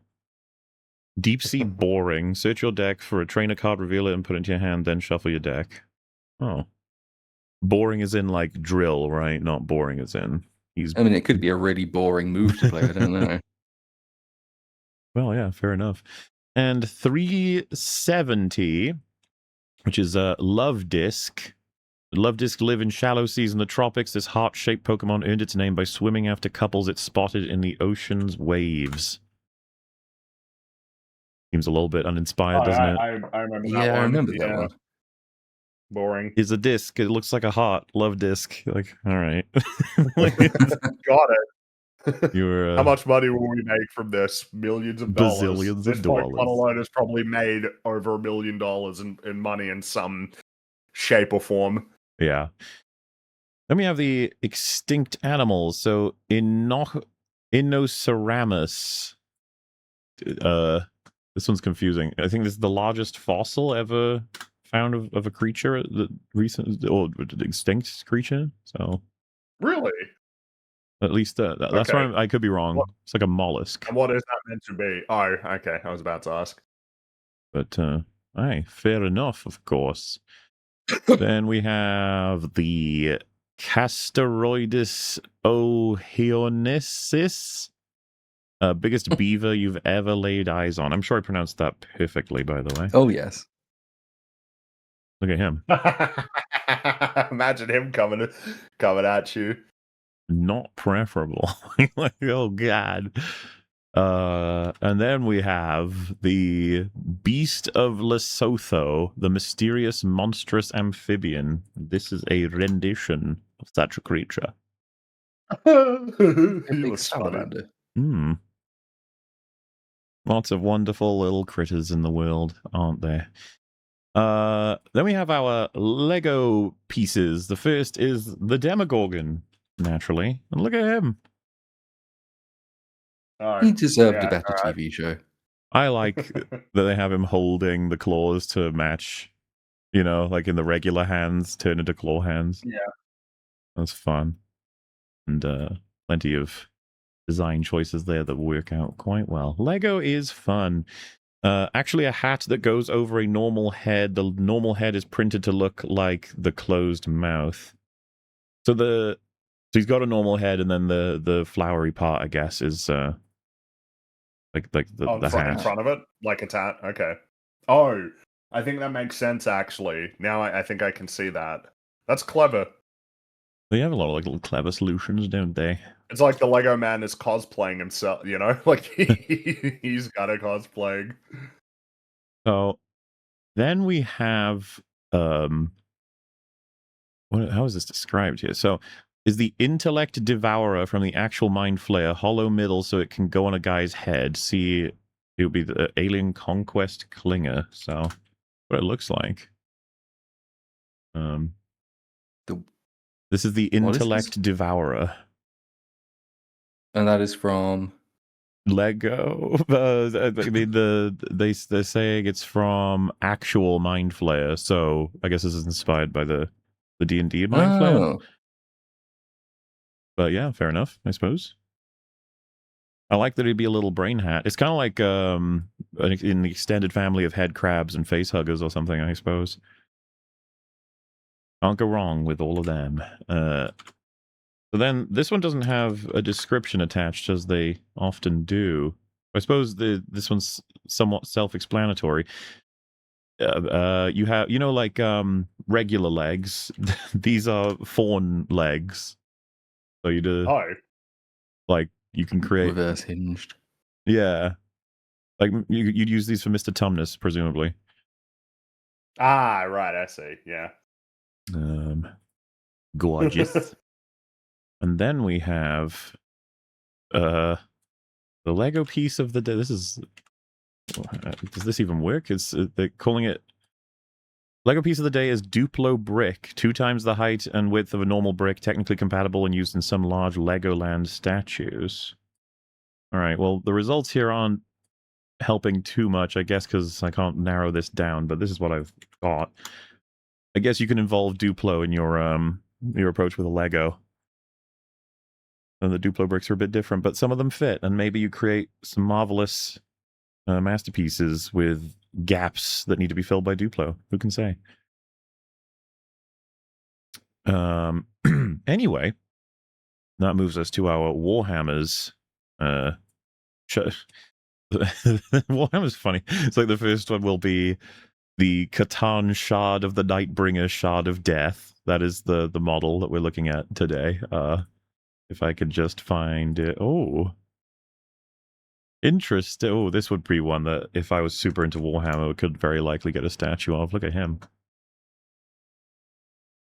Oh, that's cool. Yeah.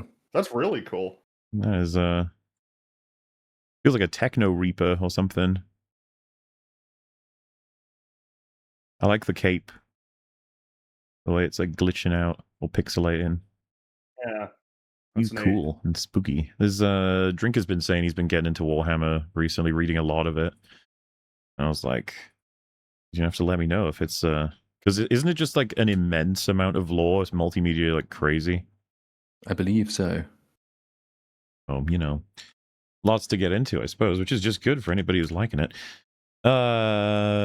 Guys, things are pretty strange, huh? Genuine Stranger Things dialogue, probably. Warhammer model of the whenever. Huron Blackheart 2026.